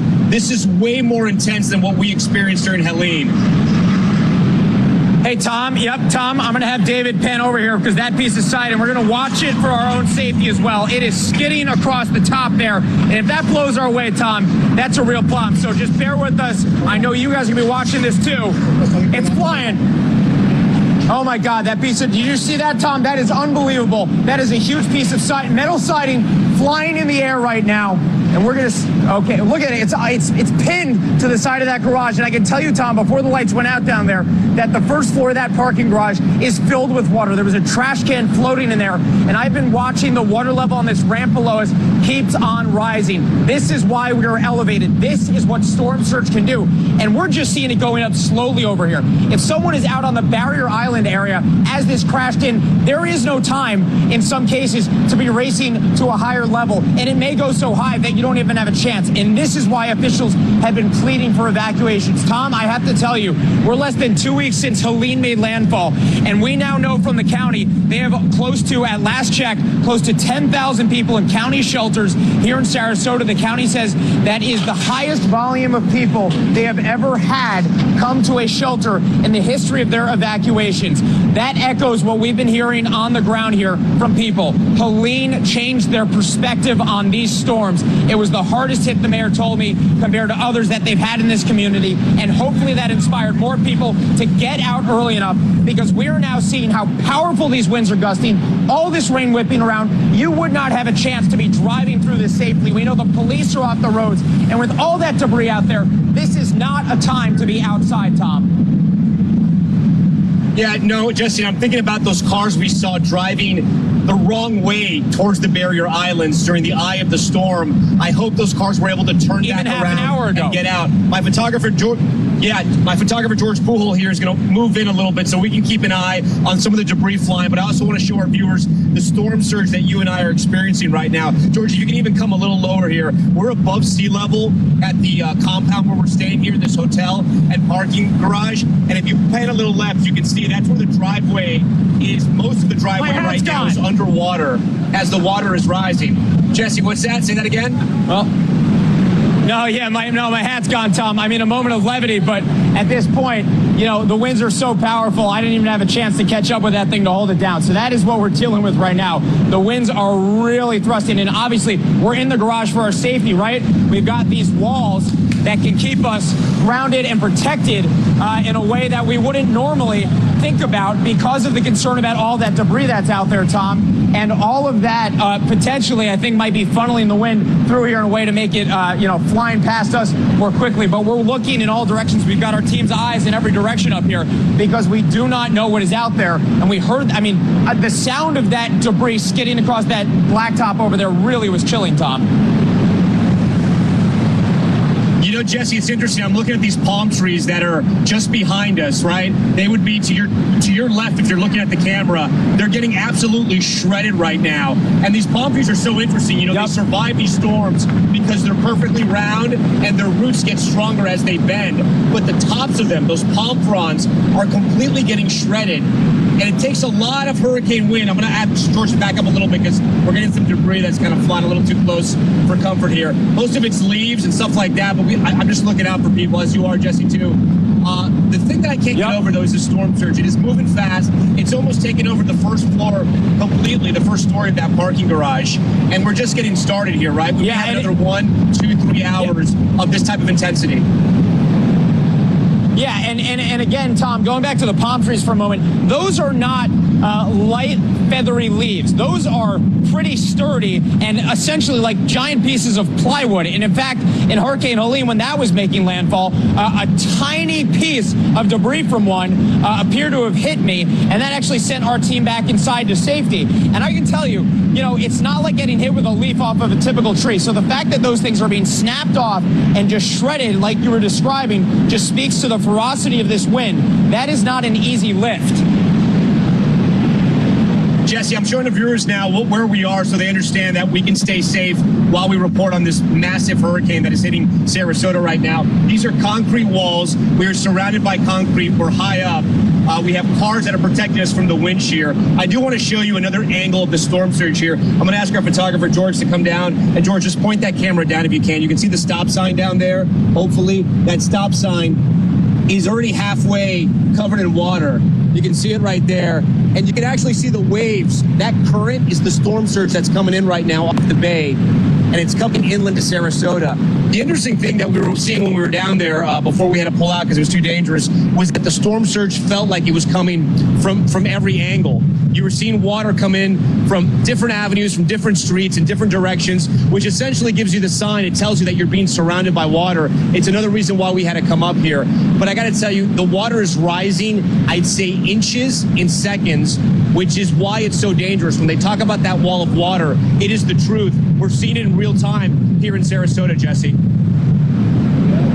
Yeah, absolutely, Tom. And, we only have eyes on 3 sides of this because of the safety element you were just talking about, right? Over here, we know there's water. We know there's water off on this side street to the right, and then on the main road behind us, on the other side of our cameras for our viewers, we know there's water over there too. But I'm wondering about the main drag heading over by the marina, because I can tell you before landfall, in the last couple of days, we saw a boat that was partially submerged in the marina area from the aftermath of Helene. And again, this storm was expected to bring twice as much storm surge, and we are looking at really powerful winds. And so I'm really curious to know what that looks like. And obviously, when it is safe enough, when it is light enough, we will get an idea of the damage over there. But there are a lot of boats out in the water, Tom, not to mention the vehicles that we have been seeing on the roads and the people who we've heard shouting during that moment of calm during the eye. I lived through Hurricane Andrew. I was about 12, 13 years old when Andrew hit Miami back in 1992. And it changed the building codes all over Florida, right? People realize the power of a hurricane, especially a direct hit. What happens if windows break and wind gets in? It can lift off roofs. So our viewers seen all these giant skyscrapers, all these big buildings in Sarasota. They may be wondering how these things survive.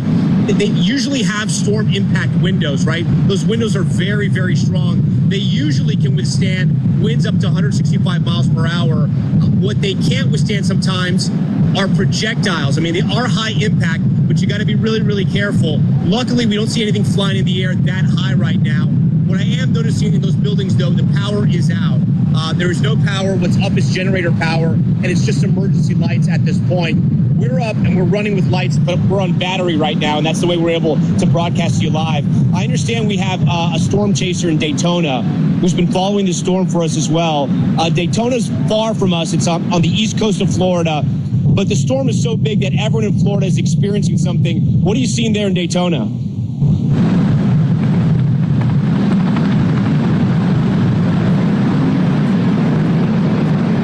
All right, we lost our storm chaser. It's okay. It's going to happen in a live situation. I'm going to stick with Jesse right now because the story seems to be right here in Sarasota. Jesse, you were here.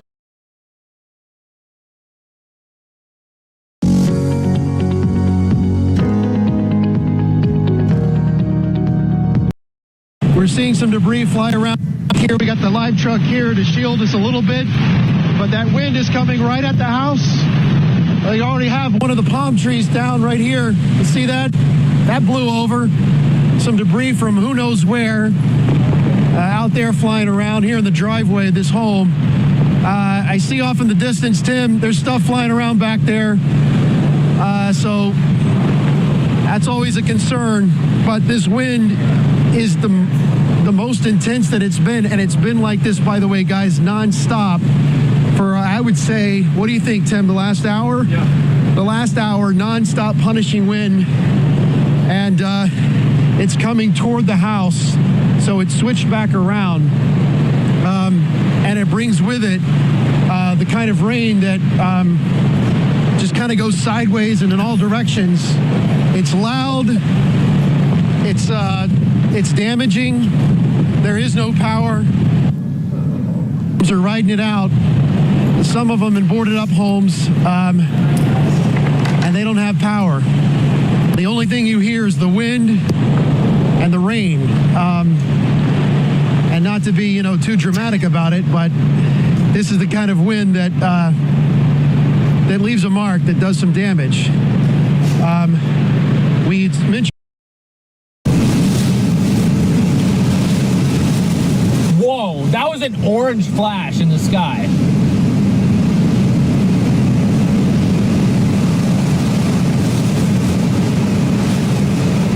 Yeah, it's moved more. It's about to fall, isn't it? It needs one more big gust for it to just go kapow.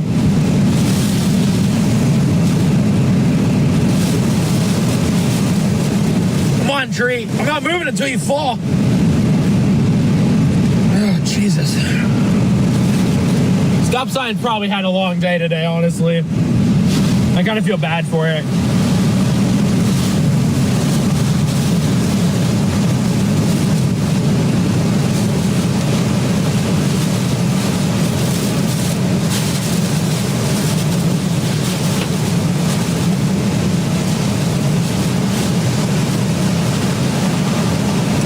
All right, Carrie, have a good night. Appreciate you stopping by.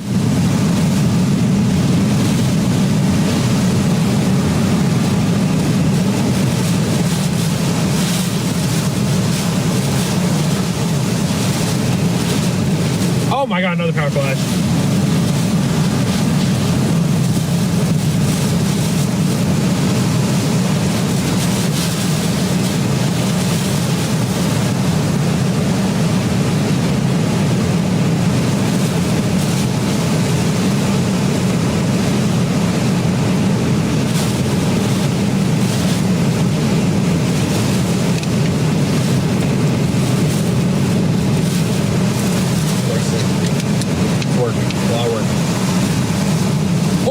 Something.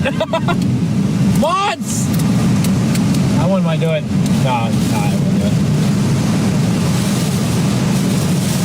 How is it not falling, bro?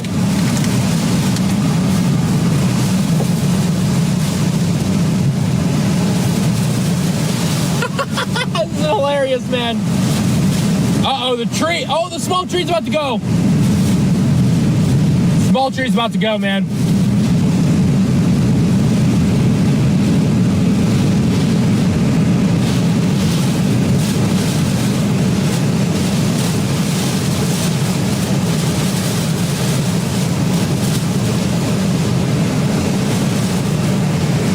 Small tree's about to go.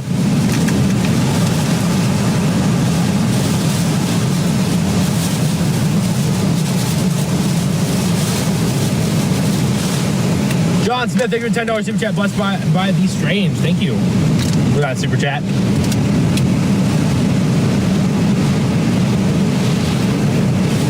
If that tree doesn't go down in the next couple minutes, we're probably going to leave. So we're going to start heading north a little bit.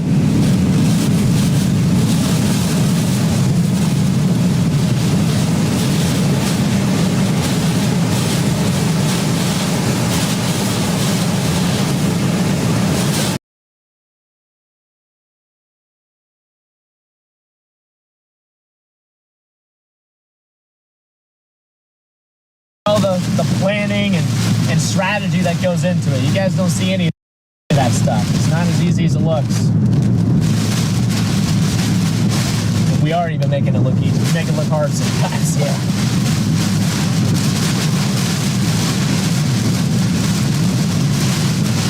I'm gonna go into Brandon. Up here. Just right in the middle of the eye wall. See what's popping over there. Where? Brandon? Yeah, I'm just gonna go to the south. Get over to Brandon and just see what's happening. That's the plan to me. All right, Michael, since you canceled that request, you're not banned. Yeah, somebody just canceled their $69 for Cash App for me, but then somebody just sent $1 million one, so yeah. There'll be a lot of banned people. How do I get off the highway? I feel like I'm at it says 4.2 miles. But yeah, they get up there, but I want to get off now. You want to get off now? You can get off here, you can get off a couple exits. This one looks pretty forgiving, so you want to get off on that one. I don't see it. It's just up a little bit. Alex, good job, buddy. You're not banned anymore. It's up like 3 miles. Turn off your lights, I might be impressed. Anything for you, Michael. Yep. You die, it's your fault. Blaming you. Yeah, I don't see the exit. Can you guys stop yelling? And you say it in all caps. Can you stop yelling?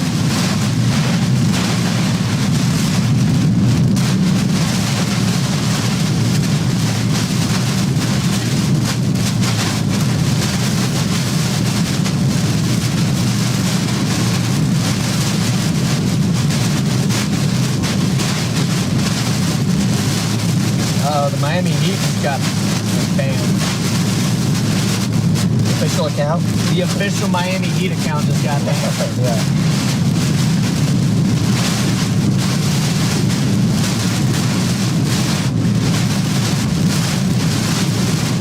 What time is it? Still only 10 o'clock? This thing is so much earlier. Feels like it's friggin' 8. I know, it feels like it should be like midnight right now. 4 a.m. Crash is going to be unreal. We stopped to put a reserve in, just FYI. Oh my goodness.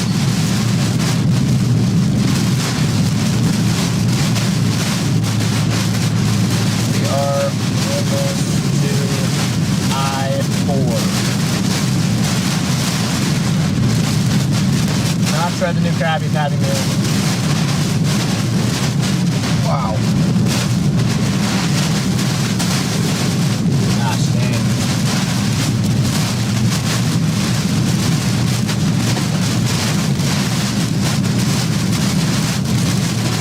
Exit should be coming up at some point, obviously. Yeah, it's got the road, the mile. Well, in case you guys are curious, it is windy. Minor wind. Just a breeze. 2 miles to right I-4. Hey, Silent, thank you for the super chat there, man. We're going to avoid going by the side. Boy, that's smart. I'm almost avoided it by going into the grass on the side of the road. We're going to avoid the sign. That would be me. That'd be a crazy way to cap off the screen. We have to get out on the foot and start just walking on the stage.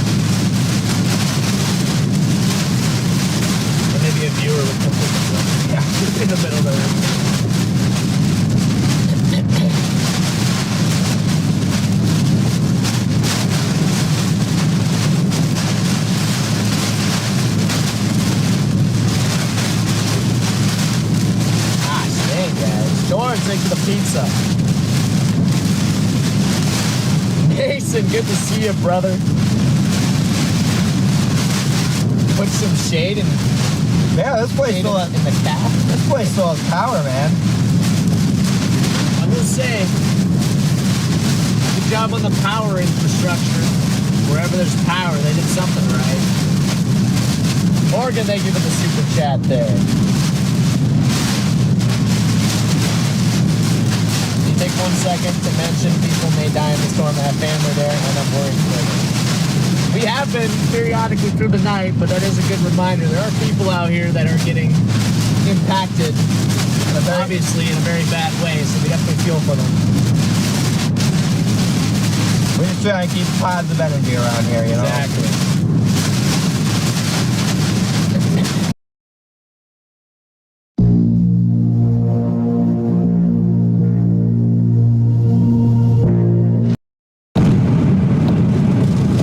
A couple more gusts here and we'll have to stop.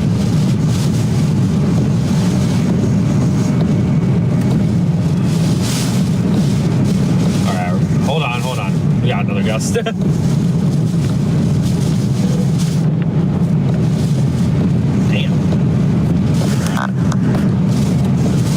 Come on, dancing, I guess.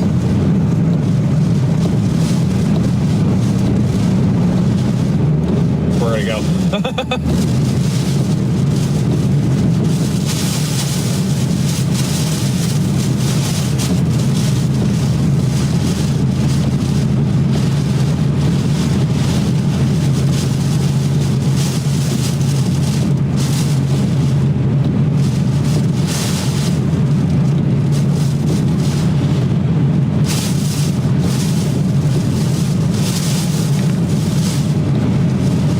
Kathy, welcome back.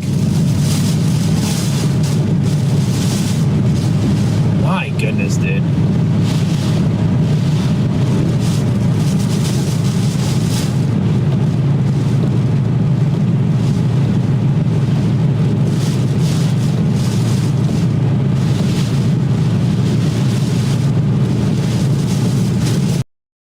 Safe to get out there at this time. But this water, not from the river, not from the bay. This is all the rain.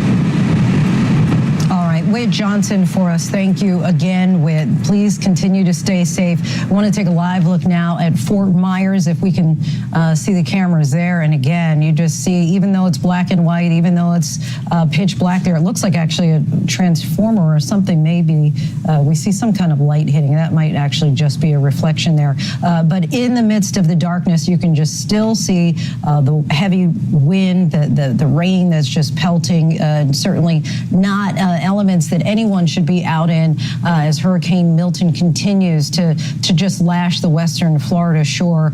Eva Pilgrim joins us now more than 70 miles away in Orlando, where the storm is expected to hit soon. Eva, what are the major threats for your area as the storm starts to make its way toward you? Well, I was listening to Whit talking about the flooding that he's seeing from the rain, and that's the thing that we're the most worried about here in Orlando, especially as we look at where the storm is tracking now, where this hurricane is moving. It's going to be, the center of it's going to be just south of Orlando, and that actually puts us on what we refer to as the dirty side of the storm, meaning we're going to get more rain here. They were already concerned about the rain because this area has had so much rain in the last several weeks. They opened up all the parking decks so that people could move their cars into higher ground. They drained the lakes in this area to give more space for the rain that's coming down. But being on the dirty side of the storm does not help those flooding concerns for sure. So we're going to really be keeping a very close eye on just how hard that rain comes down and how quickly. We're in a little bit of a lull at the moment. Clearly, there's not a band. It's actually weirdly quiet right now. We've had some pretty big gusts recently, but right now we're seeing a little bit of a calm. Yeah, touchdown in Fort Pierce, Florida, and there are fatalities. As we get more information on this, we were going to bring it to you, but I'm being told now that there has been a tornado touchdown in Fort Pierce, and because of that, there have been fatalities. It speaks to the danger of this storm and what is happening. Not only the hurricane, but the tornadoes that it is spawning tonight. Joining us now live is the mayor of Zephyr Hills, which is just north of Tampa. Mayor, I know tonight is a dangerous night. I know the storm is striking south of where you are. Are you feeling the effects of Hurricane Milton right now? And what is your message to your viewers and to your residents, if maybe they're watching tonight here on NBC News Now? Yeah, we are feeling the power of it right now. The winds keep gusting up. We're pretty blessed that we're not getting a direct hit, but we know that others are, and it's very sad. We've had rain for about 5 hours straight. At 8:30, we already had 6.5 inches of rain. We've got flooding throughout our entire city. I guess at this point, majority of our residents are without power, and the ones that are lucky enough to have some probably won't in the next little bit. Mayor, were you in touch with, I don't know if it's Duke Energy or FPL or which power company powers your community, but were you in touch with them, and did they tell you at what point they'll be able to get crews back out on the road? I know it's obviously not anytime soon, but will it be in the days or weeks ahead? Yeah, so our city is actually has almost all of the different organizations that power our city, and they usually hit the ground running after it's the storm's safely gone through. With our last hurricane, it was within a day or two that they started hitting. We can be without power probably 4 or 5 days. That happens here. But we're going to hope for the best, but we know that it's throughout the whole state. So I know that they're going to be doing the best they can to get all of us back online as soon as they can.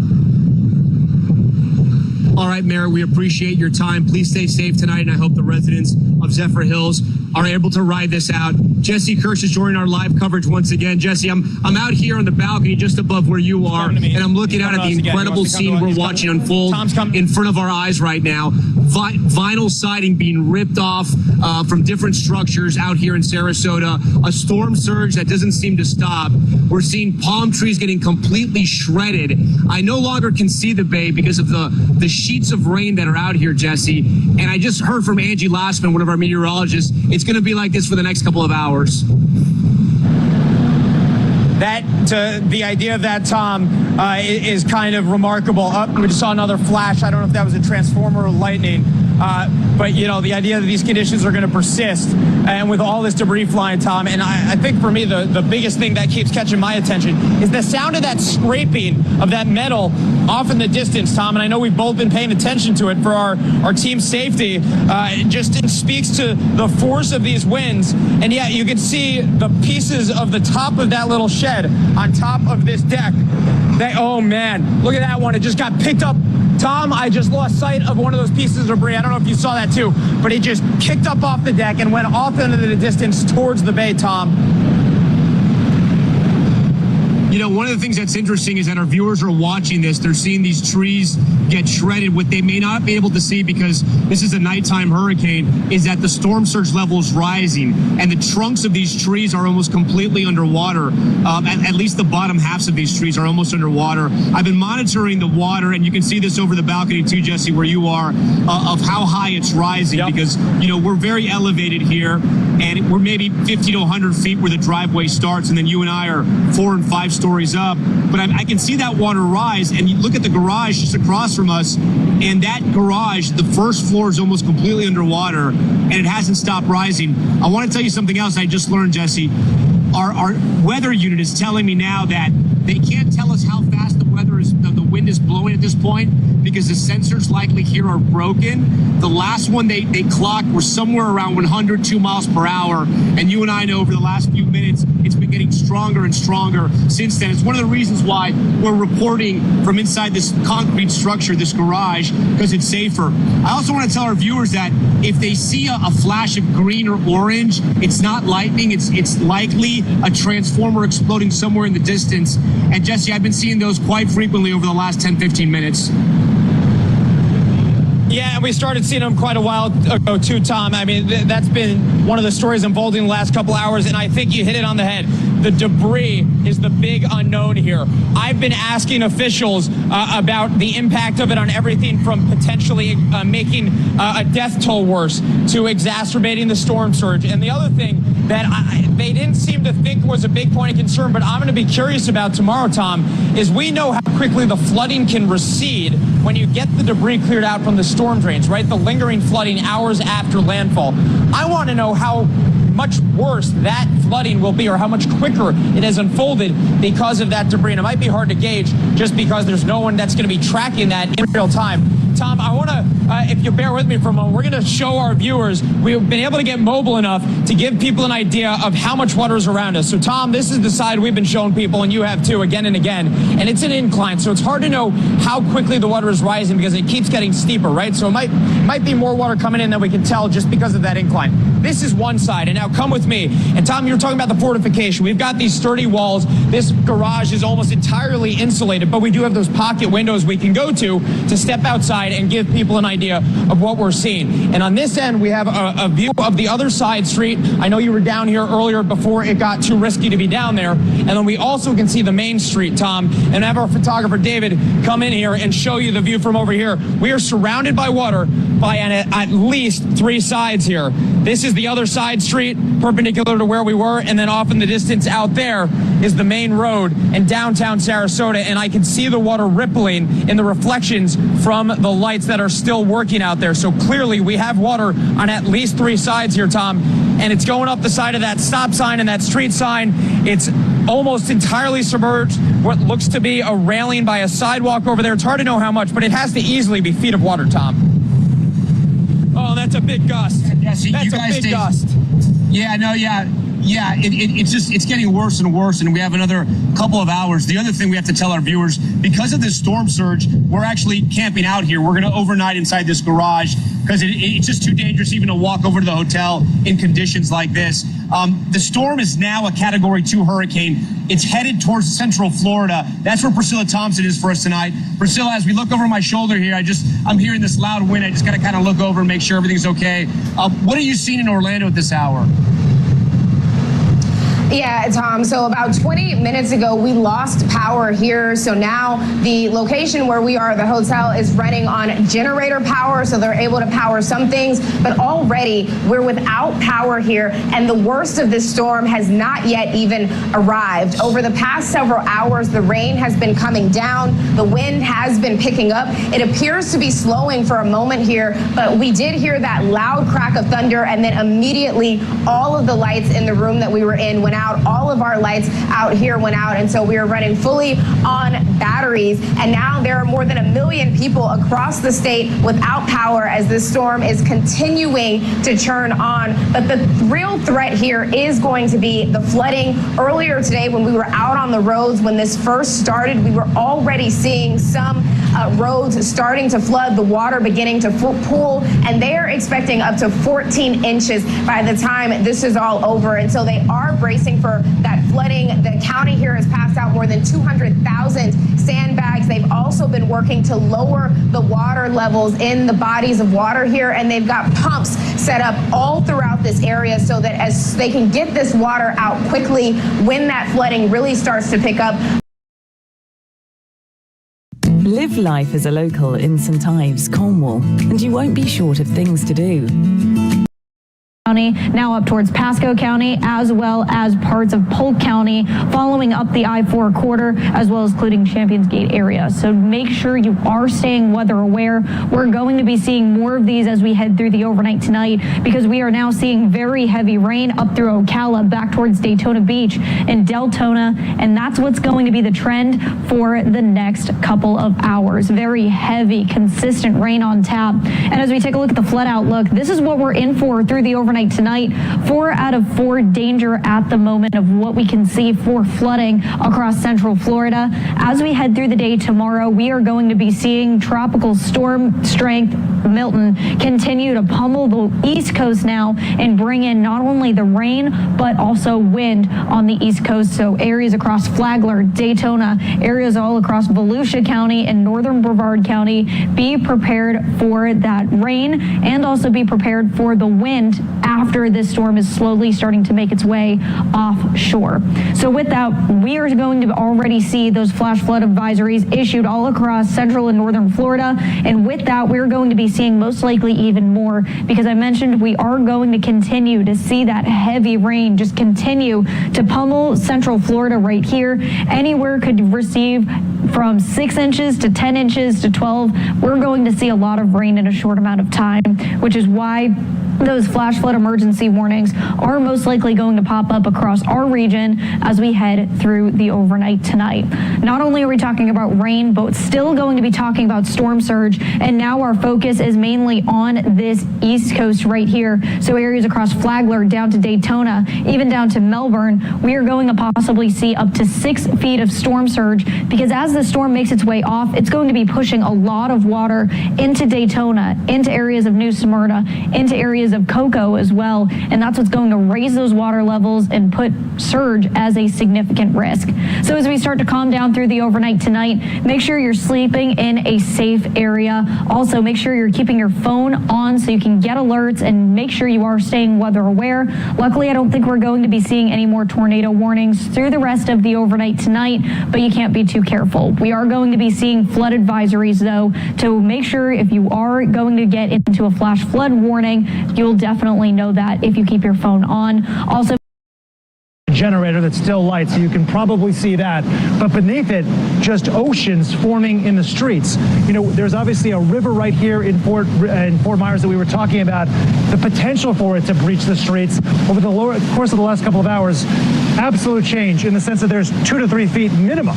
I would say more, just rushing through downtown Fort Myers right now. And I'm not talking about Fort Myers Beach, which of course had that horrific experience with Hurricane Ian a couple of years ago. That's a barrier island at 20 minutes, 30 minutes from where we are, and then crossed by bridge. This is downtown Fort Myers, and I'm looking around and I'm seeing tree branches floating in the street. Haven't seen dumpsters yet, so it's not quite strong enough to perform that. But this is a snapshot emblematic of what, no doubt, corner after corner looks like throughout this town. And I say this because I just checked the U.S. power outage numbers. Priscilla was talking about this a second ago. In the state of Florida, 1.5 million customers, no power right now. 1.5 million customers means you figure 2 or 3 or 4 people at home. You're talking about 4 or 5 million people in Florida without any power right now. That includes right here. There's not the sort of metal siding that was pulling off. I've certainly seen that before. Have not seen that where we are. So please take care where you are right now, Tom. But just we're sort of getting that information. Also, just to update you on some of the key talking points right now, there's more than 100,000 people across the state that are currently in shelters. Excuse me if this has been reported previously. Our colleague Marissa Parra was updating me on that. That was as of about an hour or so ago. The previous update had been 30,000, right? So there have been these widespread calls for evacuation all over Florida, from where we are at Fort Myers south to Naples, which is in a major flood stage, and that was as of 2 hours ago, north to Sarasota where you are, and beyond Tampa. It's the whole region right now that has folks that are displaced, that doesn't have any power.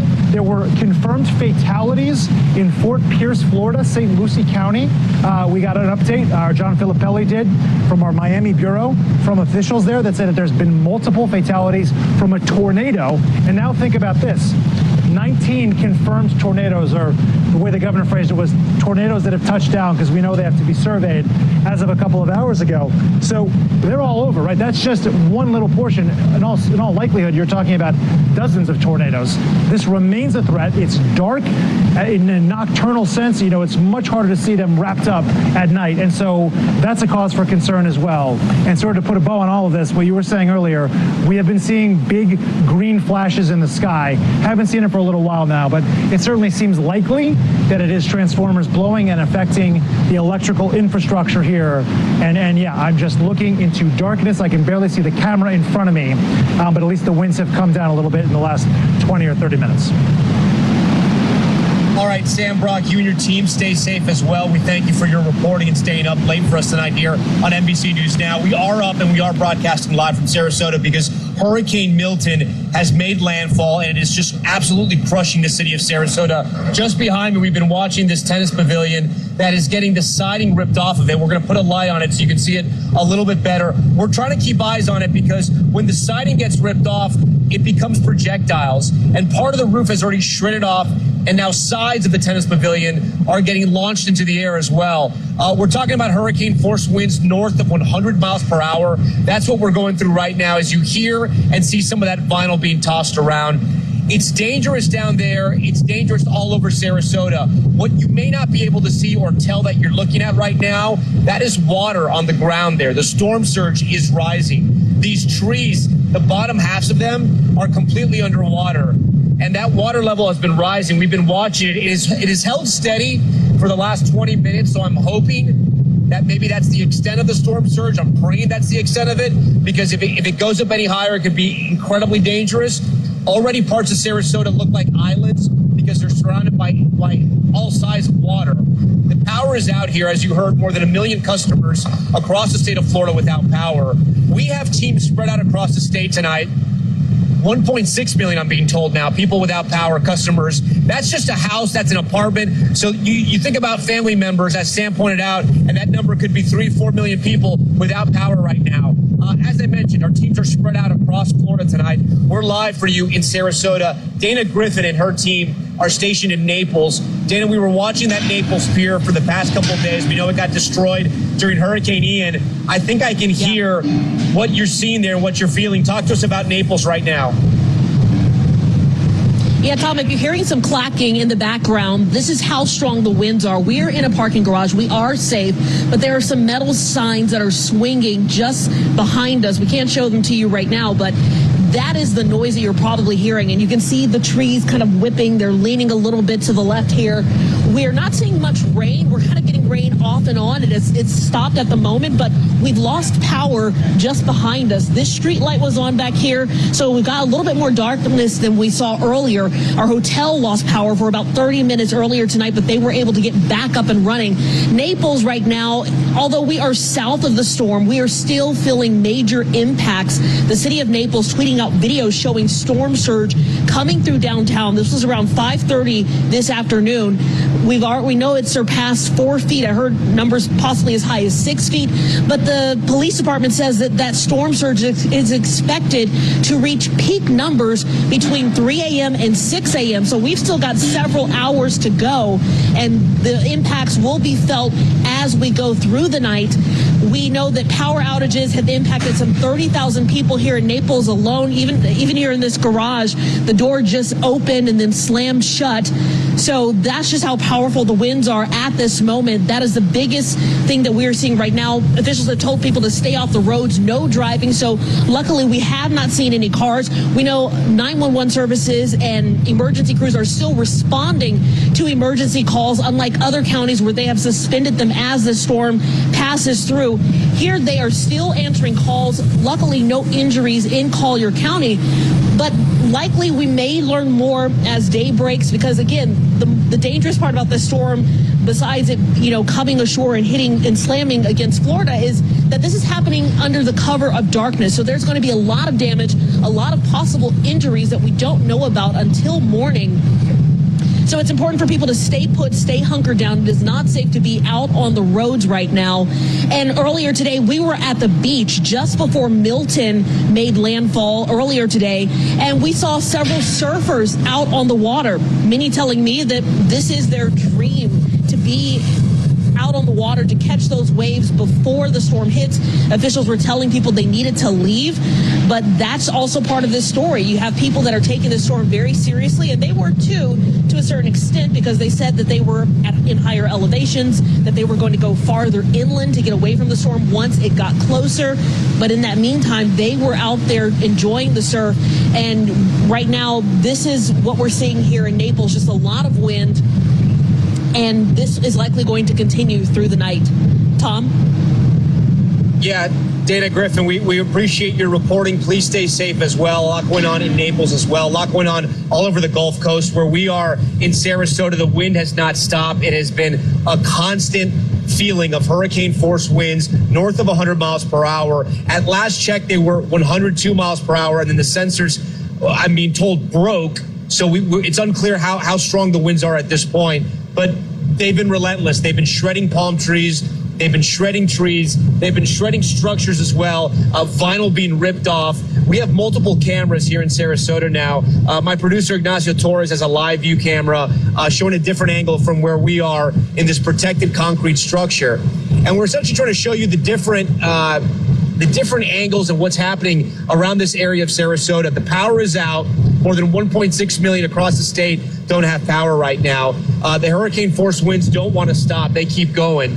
And it's just getting started. We still have another hour to 2 hours of being hit with these relentless winds.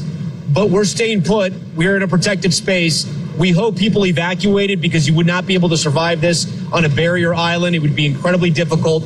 As we're watching the storm surge continue to come in, the good news is I've been monitoring it for the last 20, 30 minutes. It looks like it's kind of staying where it is, but it's already overtaken one story of a parking garage below us. So that gives you an idea of how much water's coming in from the bay. We were out in the storm covering it when it was the eye, and the eye is obviously the calm part of the storm. And we knew the backside was coming. The backside is when things get dangerous. Right now, this is the backside of the storm here. But the weather turned on us so quickly. We were reporting live, and we had this moment happen when a transformer exploded over our head. Here's that clip now.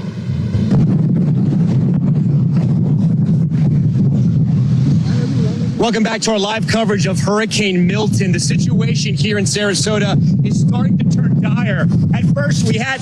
Okay, we're going to go. We got to go.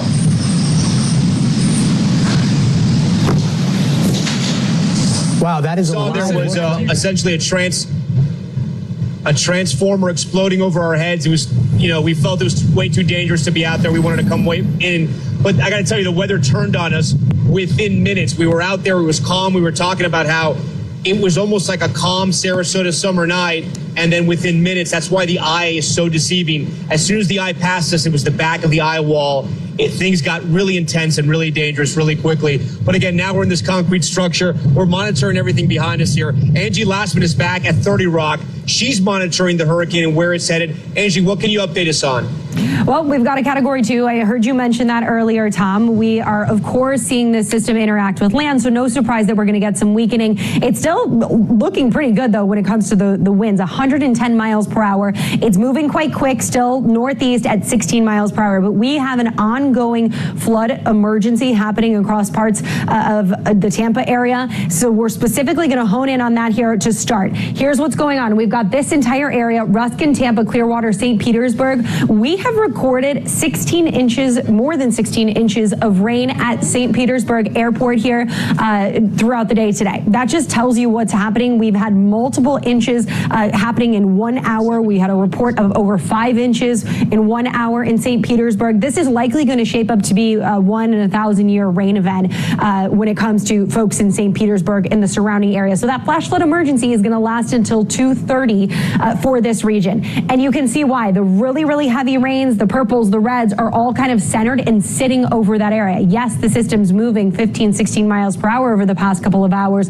but not fast enough to kind of get folks that have already been sitting in this part of the eye wall in those rain bands for a prolonged period. So we're likely talking multiple, maybe a foot and a half of rain here by the time this is all said and done in some of these spots.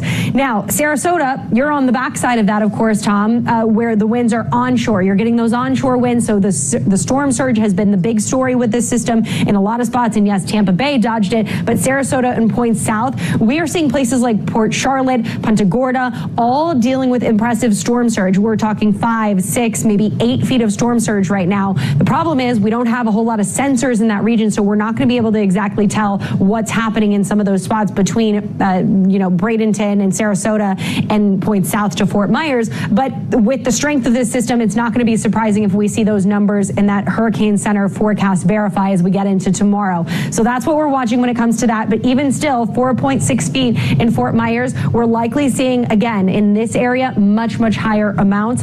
That is what we are so concerned about for folks there. This 9 to 13 feet, still very possible, and we're going towards high tide time. That happens around 6 o'clock in the morning. So that means that the water, just astronomically, is still coming in. And so is that big rush of water from this massive hurricane that continues to work across the state. Now, the hurricane gusts that we've seen have been impressive. Sarasota, where Tom is, 102 miles per hour. That was last hour, and we're not going to get any more updates when it comes to the gauge there, because unfortunately the sensor has broken. So unfortunately, we're going to be looking at likely those strong wind gusts sitting in that same kind of area here as we go through at least the next couple of hours where Tom is, but we're not going to get those updates. As we go through the next 12 hours or so, though, that wind field is going to work across the state, and that means that the potential for damaging wind gusts and, of course, more power outages, you've heard our correspondents reporting on those, that's going to continue, and it'll be probably widespread from Tampa all the way to the Space Coast. This is the area that we're going to watch here as we get into tomorrow, specifically Daytona Beach to Orlando, Melbourne. That's where we'll be watching for that flash flood risk to transition to as the storm works to the east, and it's already really saturated grounds, honestly. We've got a report from Tampa Airport, over 8 inches of rain there. This has been, just quite impressive how that band just kind of sat over that area and dumped multiple inches of rain per hour. And we've got more hours to come for rain for that spot, unfortunately. So that's why we're so concerned. That's why you see that wording with the flash flood emergency. And this is a widespread area. And by the way, as the system moves to the north, that same rain band is going to also work to the north, and that concern will be centered over places like Orlando. We know the kind of flood risk that the state of Florida has as a whole. It is built on porous limestone. That water doesn't have a whole lot of places to go, so we know the flood risk that happens here as we get really saturated grounds and heavy rain events unfolding all at the same time. So unfortunately, this is what we're going to be watching here well into the daylight hours. Tom, this is going to be ongoing for the morning hours. The only good news in this is system is going to cruise across the state of Florida pretty quick, and that means probably by noontime tomorrow, it's going to be emerging out over the Atlantic waters, and then, of course, then it will be checking out, of course, the damage that has left behind, but we won't be talking about Milton much longer into the second half of our day tomorrow.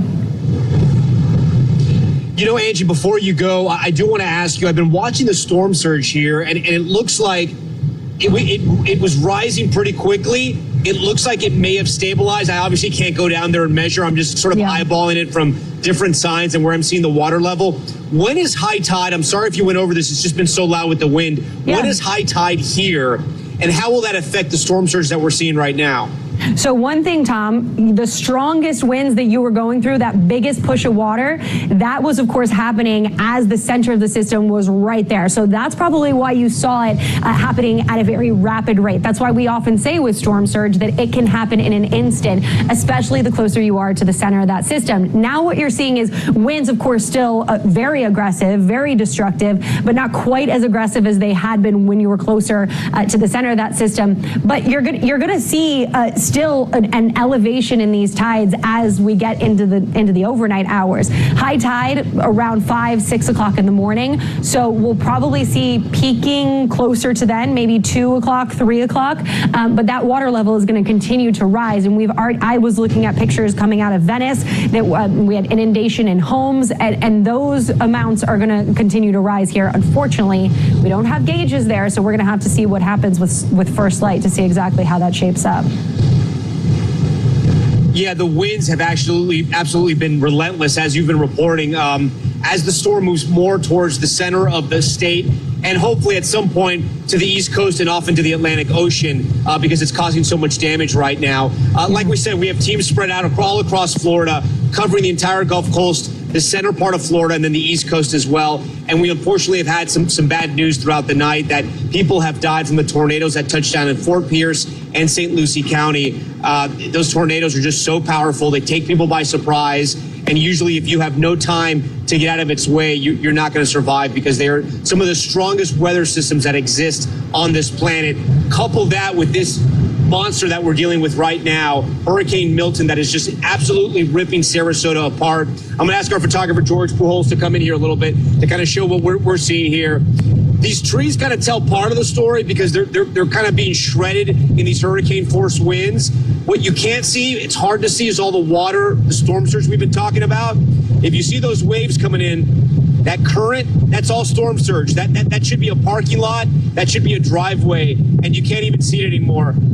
The storm surge has created islands around some of these big buildings, some of these condos, and these parking lots. Where we are right now is surrounded by water.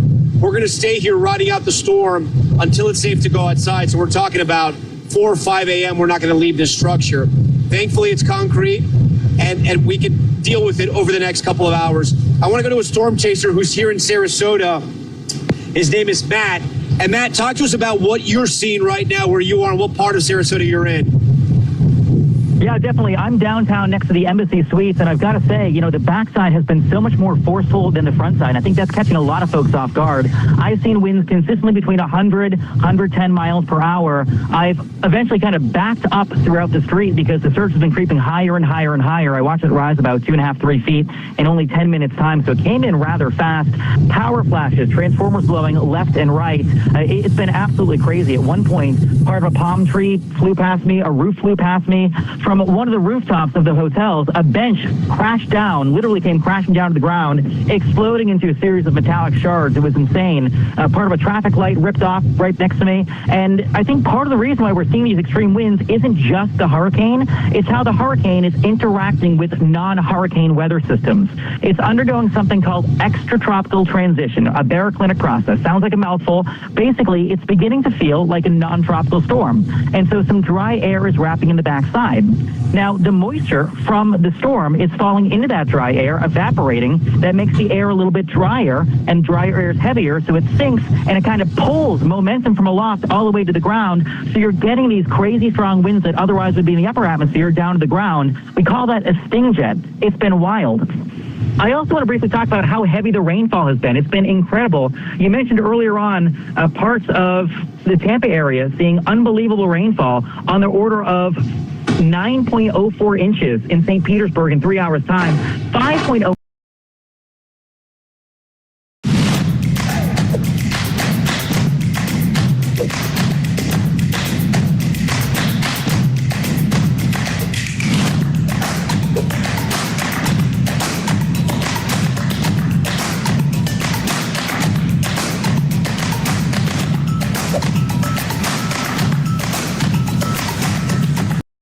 Those live images coming in, because not only do you have what is expected to be a record storm surge, actually maybe even a little bit higher than what we had with Hurricane Helene, dump a foot of rain on top of that and whatever else this storm's going to come up with into the evening, and it's just a very dangerous and deadly combination. Yeah, and as you said, Whit, we'll be able to really tell a lot once morning comes. Whit Johnson, our thanks to you. Stay safe once again. Our chief meteorologist, Ginger Z, has been out there in Tampa Bay. We spoke to her a short time ago about how landfall actually happened a bit earlier than anticipated. And we begin with our chief meteorologist, Ginger Z, in Tampa for us. Ginger, time this all out.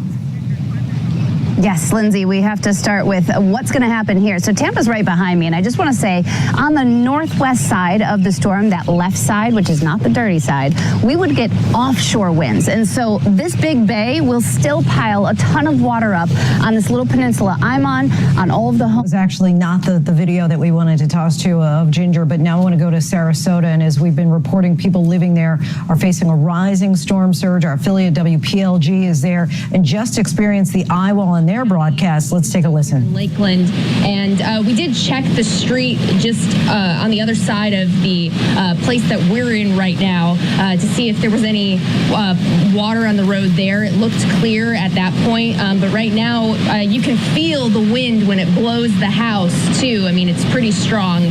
We expect it to be like that for a little while more. Last question, Mary. Are people listening to officials? Are they staying in? Are you seeing people out and about, or are they really really paying attention to this storm and staying in while this worst part moves by? For the most part, we are seeing people stay in. Maybe 2 minutes ago, right prior to us coming on live, we did see a car go around the corner. We were like, what is that light? Was there a transformer going? No, it was headlights coming down the road because the street just on the other side of this house is pretty dark right now. Earlier in the night, we did see another car go by, but other than that, it has been really quiet here. And Polk County officials had said earlier that they had about 5,500 people who had gone to shelters and heeded the warnings. If they didn't want to shelter in place at home, they were at all the county shelters. So they had quite a bit of people who decided to shelter at one of the public shelters and get away from this storm at their own home if they didn't feel safe there. So that is something that we love to hear. Mary O'Connell in Lakeland this evening. Mary, stay safe. The worst is, I think, to come. I think Mary's actually going to see stronger winds and heavier rain as the center of Milton passes down to the south of Lakeland, south of Mulberry. So that's going to be an interesting place. You heard it there. The worst is still to come. Just an update there and look at Lakeland, Florida in particular. Some Florida residents have been braving out the storm there as well, something authorities advised against. Our WPLG caught up with some of them. And we just started to see the water rising up here. Now, this is what's going on. For what we understand is this water is coming from the drainage system, but it's also coming from the bay as well. And we expect this water to unfortunately continue to rise. Let's show you some video, though, that we shot a bit earlier before we got into the eye, and things were definitely picking up. So in that video that you saw, or you're seeing right now, you're going to see some flicking lights. Those are some transformers kind of going on and off, and obviously seeing those very windy conditions. And then you're also seeing some of the rainfall. But like you said, Betty, the rain hasn't really been the event here. It's really been the wind. And when we've been inside the hotel, we've heard the howling of the wind. If you put your hand kind of towards the wall and you hold onto the wall, you can feel it shaking. These are all very common things and themes that we see when we're dealing with a powerful hurricane. Right now, this is the water, that storm surge that we have been talking about all week long that is coming in right now. This is the part of the storm where officials have said it is extremely dangerous, because you saw this about a minute ago. We saw the water was still as can be, and now we are seeing that it is moving and the wind has changed directions. So, Betty, we're going to send it back to you in the studio, because it looks like this is our sign and our signal to get to higher ground and get inside. Equipped with 4G LTE, Wi-Fi, and 2 Ethernet ports. Yes, my car's getting heavily affected by the wind right now. It's trying to throw me to the right like crazy. I do have plenty of gas, yes.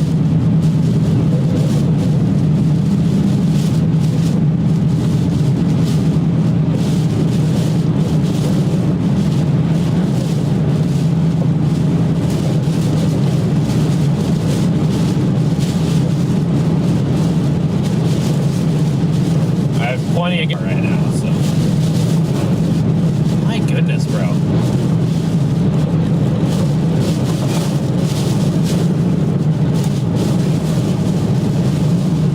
This is fun. Yeah, this is very fun. I have not, if I would stop and literally at least get them a little bit of gas, but if I saw something like that, I would be immediately doing that, because I do have a little bit of spare stuff for that. Speed limit 60 miles an hour. It's reduced zone. Yet I'm going way below that. Because, man, yeah, I'm just not. Ah! Leaf NATO. Jesus, man.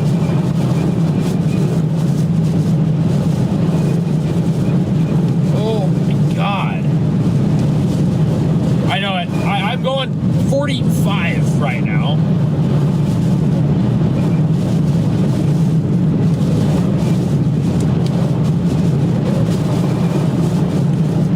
Oh my God, dude.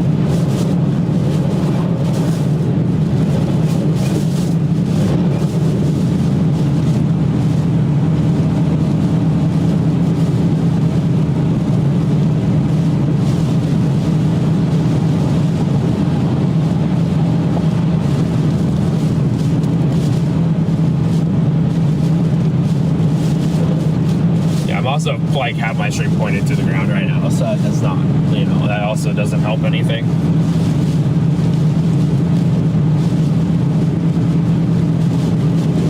I know there's a flood warning issued in Google or Apple Maps. I can't see. I swear, like, I thought we'd break out of this, or at least it would weaken, but we're just like, I mean, we're just too good at this. We're good at what we're doing. Dude, this is actually crazy. What is happening? We got 34 miles to the place.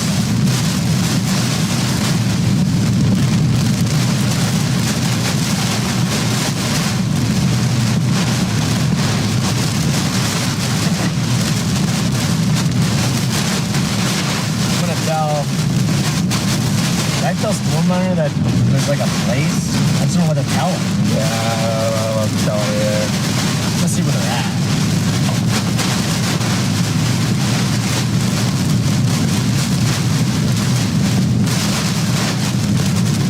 Wait, Garrett's it's like a mile behind us. Wait, actually? And that might be old because it's not updated. It might literally be like, I'm gonna wait for that to update. But I think they're right behind us. Yeah, they're like a mile behind us. Alright. I'm gonna slow down, man. DL's got the pedal to the metal. Yeah, I want to catch up. Yeah, I might as well combo ya. I mean, I was gonna say like, yeah, there's not a lot. Look at those freaking Oreos, man. Freaking Oreos. They fell back down again somewhere. Yeah, good Oreo intercept is good right now. Yes, the blue dot is where we're at. Here they are. Freddie does an excellent job driving. I do. Freddie is not driving. Got Freddie driving, Connor in the passenger seat. No, that's incorrect. Man, I need some of those Oreos, man. You're gonna stick around and help. I'll be down in Florida here for the next 2 or 3 weeks, guys. After this.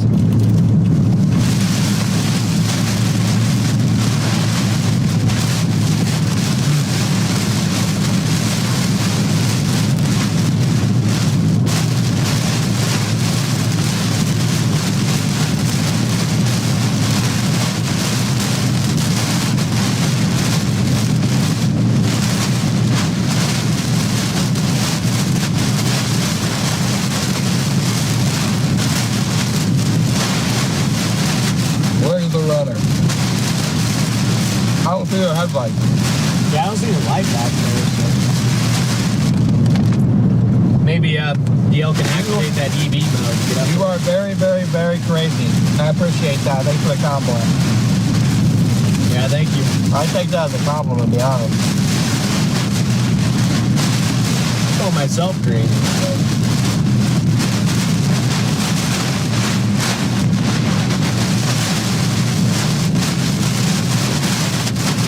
Too close to the tornado. Yeah, I think we need to back off a little bit. Oh, I feel. You do?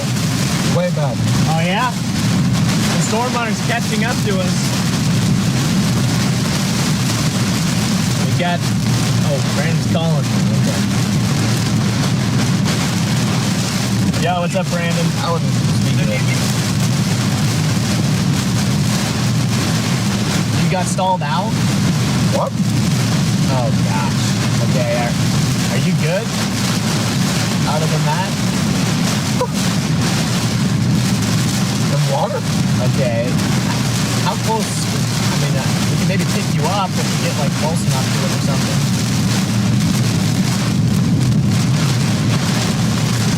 You said far left lane, okay. Roger that. I'll try to relay that to Storm Runner. They're also behind us, so. Okay, sorry about that, man. We shouldn't be too far behind you. Alright. Yep. Bye-bye.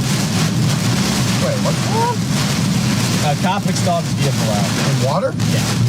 So... Well, how am I going to get there, then? Well, you said take the left lane. I figured, though, if we just if we come across water, we'll just stop. Go back, but... I'm just wondering, like, if he is stranded, then maybe he could come over to us and we can pick him up and, I don't know, go the other way or something, the next thing to die. Let me see if I can find, where's he at here? We got his location. He's close. He's very close. He's right up the road. So yeah, I mean, push comes to shove, there's an exit right behind him, so we might be able to pick him up and then take him back off the exit. Call Storm Runner, let him know. Oh yeah, let me call him real quick. Yeah, situation, guys. We might have I can't even see what's going on now.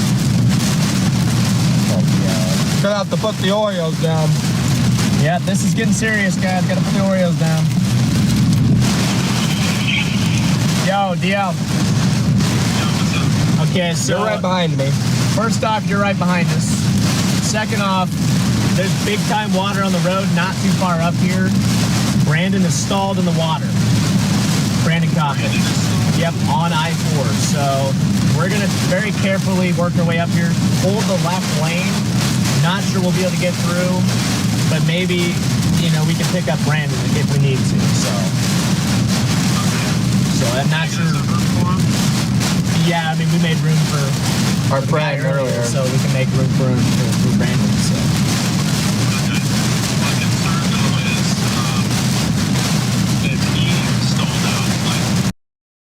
Welcome to the State of Survival Ocean Shelter, the safest place to be.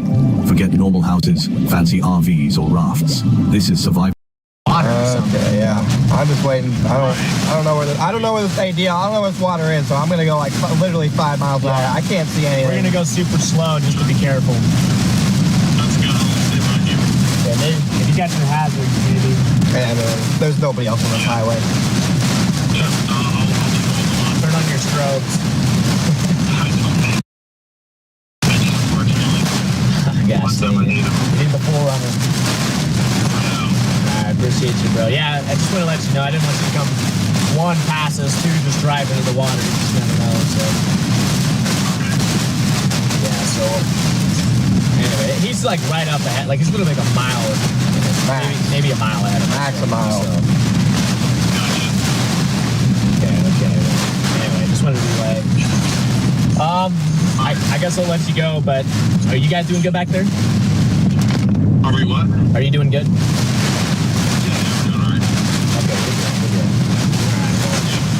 Sounds good. We'll converse in a little bit. Alright, catch you later, bro. Gosh dang it, guys. Alright, we're gonna try and get up here to Brandon. Maybe we can pick him up.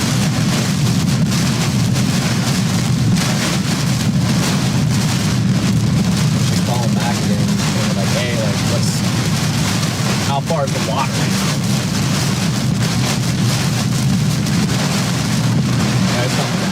Who? Brandon. Hey, man. Take us on the left.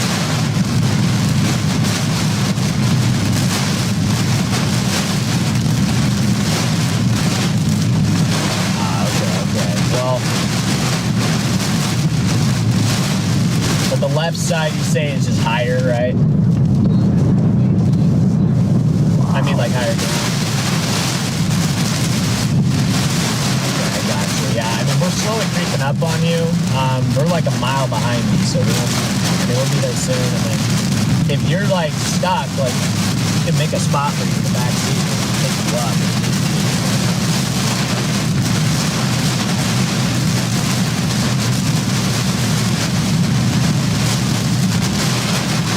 I got you. Well, hopefully that's the case. You just branch out, you can fire up and back up, but maybe we could just stop and just kind of wait. Sure, but can't tell. Water. Hey, man. Oh my gosh. Jeez. Yeah, I can't see anything right now. We're just, I mean, it's going to take us a little bit to get there just because it's insane right now, so. But we're almost there. Okay, well. Yeah, just let us know what you need and try to do whatever we can do to help you, man. Of course, man, of course, so. Okay, see you in a bit. Yep. All right, bye. Poor Brandon. Probably some light up here.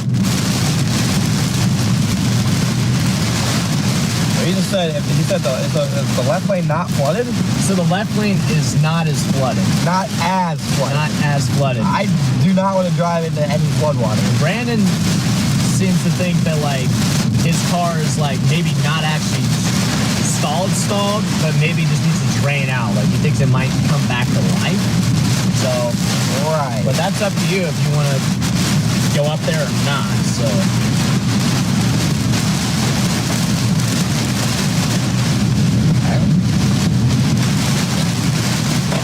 Anyway, so we have an exit here.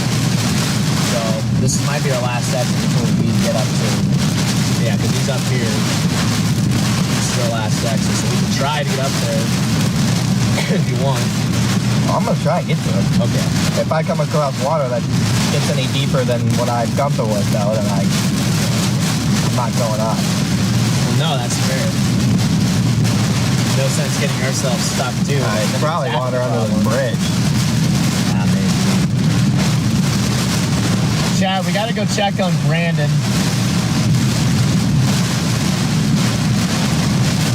Make sure he's all right. I don't know, like, I'm guessing it's just high water, though. Hoping it's not like some creek or river or something. Nah, it's got to be just standing water.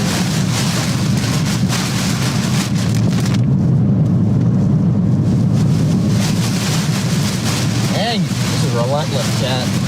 It's relentless. Only Stormrunner had the 4Runner. I know, dude. They can handle the water, no problem. Oh my gosh. Can't freaking see right now, dude.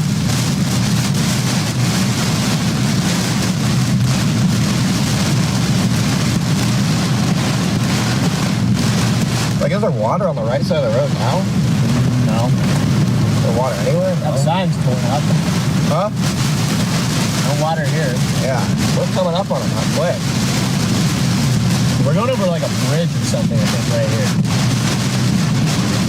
Dude, that's ridiculous. I know.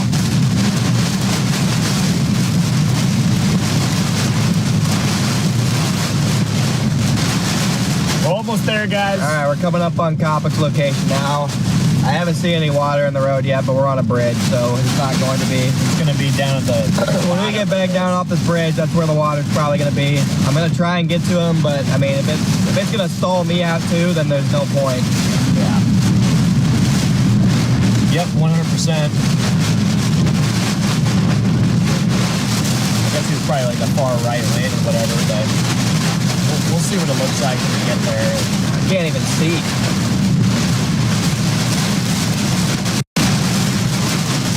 That's the problem. I can't see. I gotta go really slow. I might come up on that water fast. I can't see. I can't see 5 feet in front of me. You guys, the phone makes it look like a 10 times better view than what I can actually see right now. I know. I wish Jack could tell us what you're seeing, but yeah, I'm looking. I'm literally looking through the phone right now to see when I'm driving.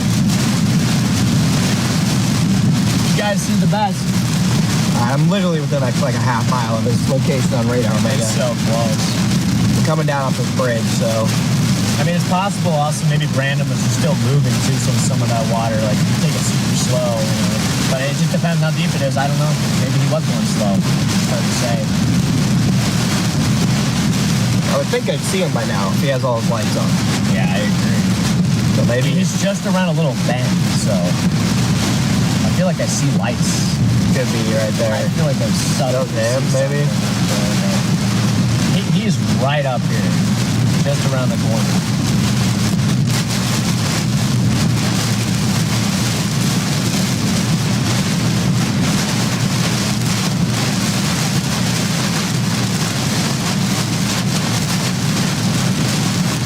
We keep going down. Hopefully we can get up to him. Keep going. Is that him? Yeah. Maybe. Kind of looks like red balloons. I feel like I see red balloons. Alright, here's where we have to be very careful, guys. Yeah, right here. So like it's starting to get down, right? Maybe even the shoulder, depending on how this looks. I don't see any water. I don't understand where he stalled. It has to be him. Literally him. I think he pulled over, maybe. Here we go. Because he said it was able to start, and it stalled, and it started. So where's the standing water? Oh, it's on the right. Yeah, it's on the right. So here we go. Okay, there it is. It doesn't look super deep where Brandon's at right there. I see him in the water, I think. Am I tripping, or do I see him? Could be tripping. It's... How deep is it right now? Let me just open the door for a second. No, I didn't even want to...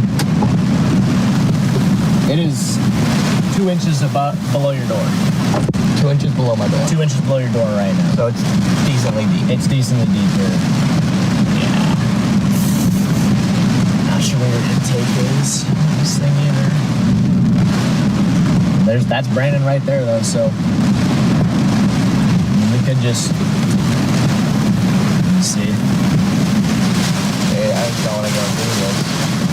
I don't know if we want to either, because it might get even deeper under the bridge, you know. No. Ask him. Call him again. Call him. Ask him how deep it is where he's at, and if it gets less deep. I mean, he's an expert. Yeah, this kind of stuff.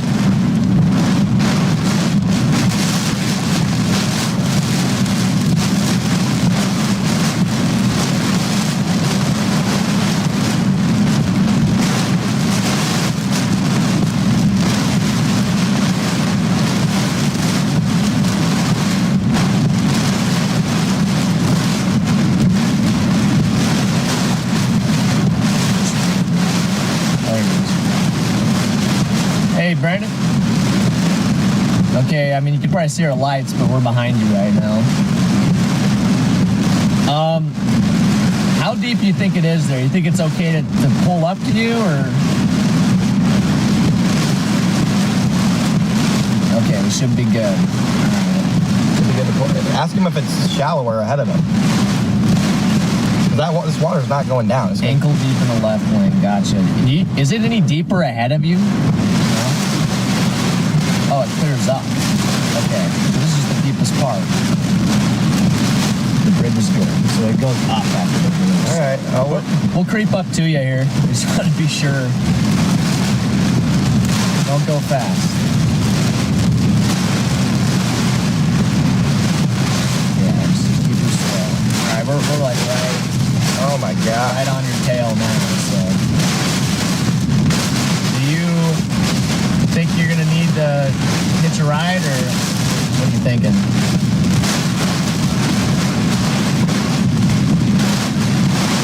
Gotcha. Okay, well.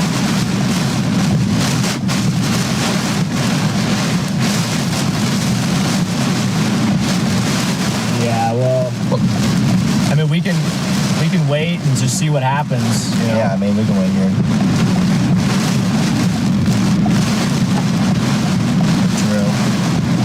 Yeah.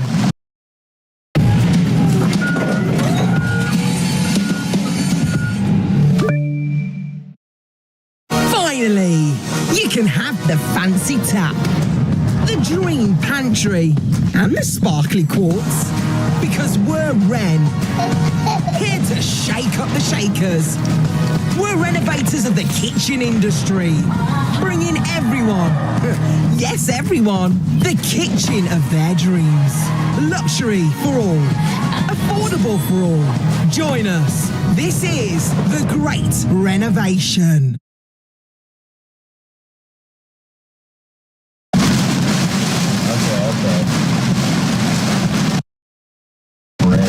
Okay, well, we'll talk to you in a bit, Brandon. What's he want us to do? Just check to see what it's like under the bridge. As long as I can see that yellow line, I think we're good. Yeah, I mean, you can kind of see the guardrail too. It's like an indicator. You may just park under the bridge. Yeah, I mean, right here up in the bridge is completely fine. Look at the water next to us, though. Is it deep over there? Deep, yeah. Maybe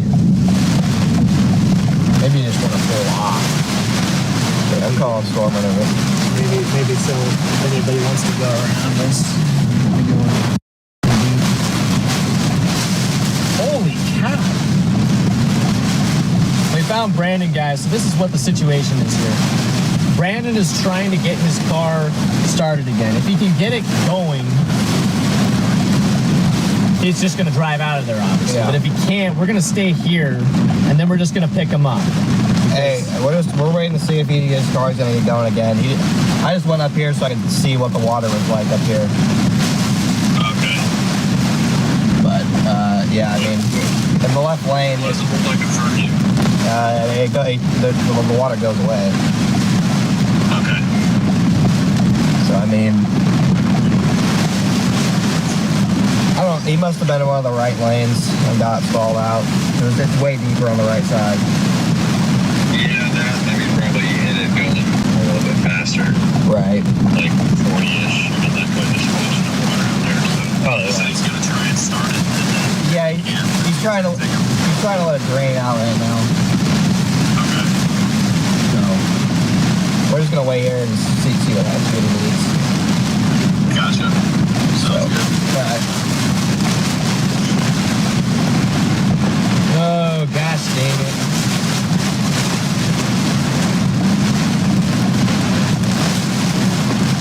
Man's a good guy. He doesn't deserve it.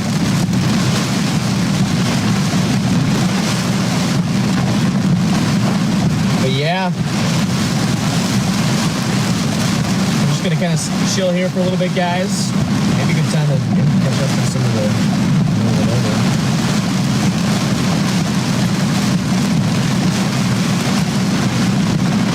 Muffy, thank you for the super chat.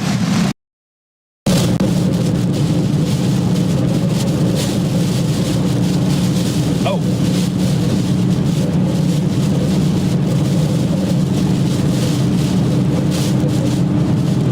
Hell yeah, the Reed and company there in front of us.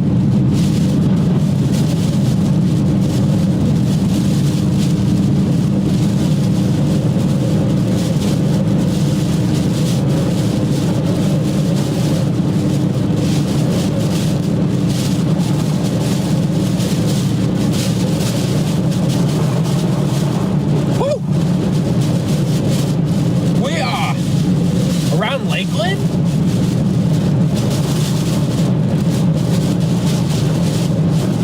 Oh my God, Connor.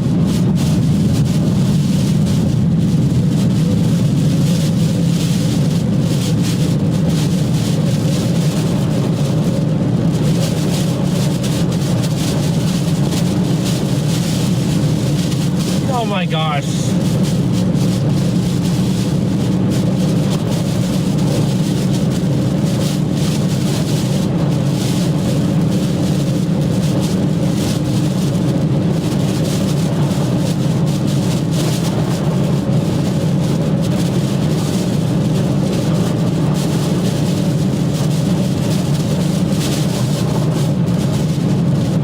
Connor just pretty much ruined his car at that point. Okay, cool. Nice.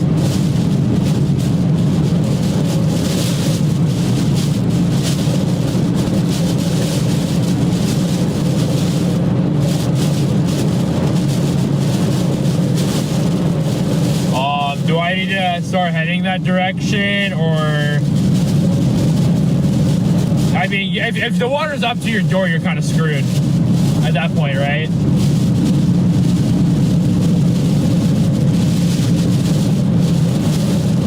Oh. Never mind then.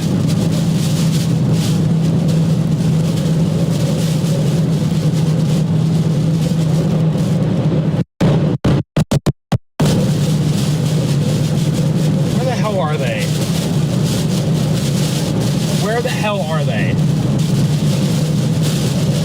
Freddy's Connor topics. Whoa! Okay, that was huge. I just want to make sure I'm able to do something to help, you know, if I need to help out. That's all it is. I just... There it goes again.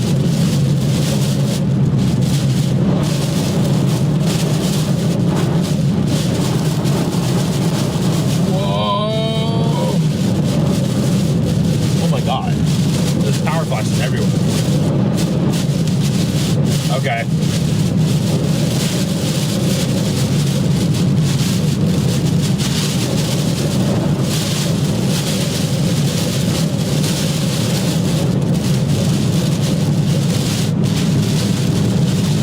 guess we'll just leave that situation alone then, because I would probably just end up getting myself in trouble.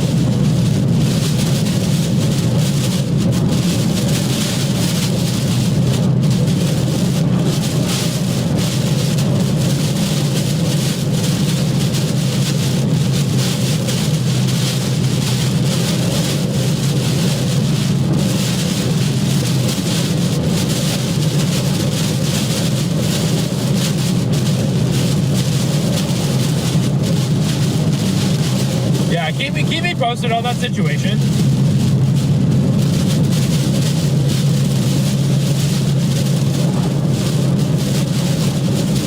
We're just driving in blinding rain.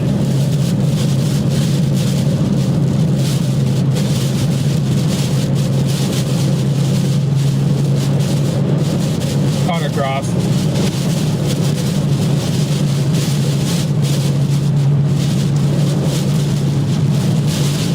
Whoever's car is stuck right now, it is done for. It's gone. Yeah, you're not gonna save it at that point.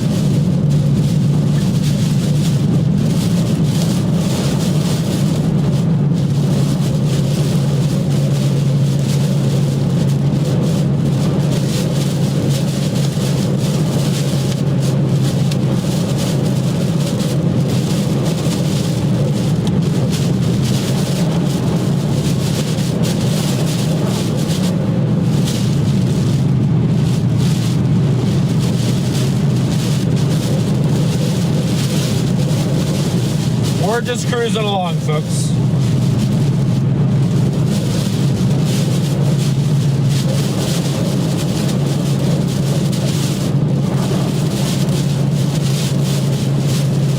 So much fun we're having, aren't we? My God.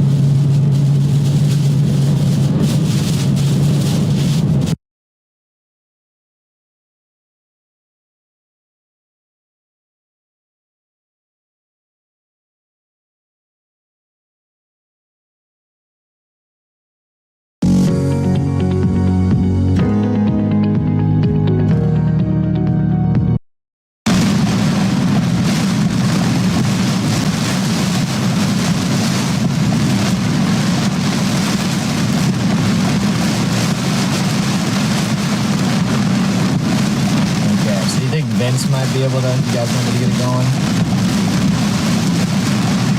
Okay.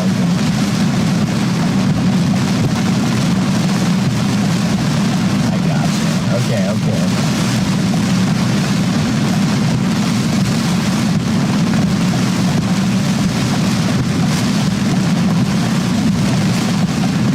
That makes sense. Okay, what do you think we should do then?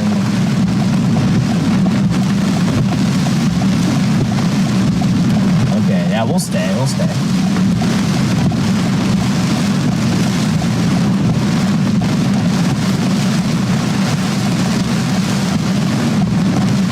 Sounds like a good time to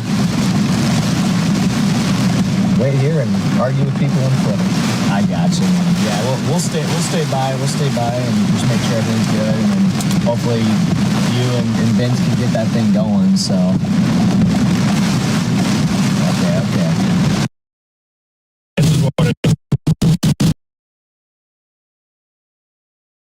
Reports here of at least 5 people who were transported to hospitals after reported tornadoes at Palm Beach County, Florida. What kind of conditions have you been seeing? Anything that surprises you? No, unfortunately, it's played out.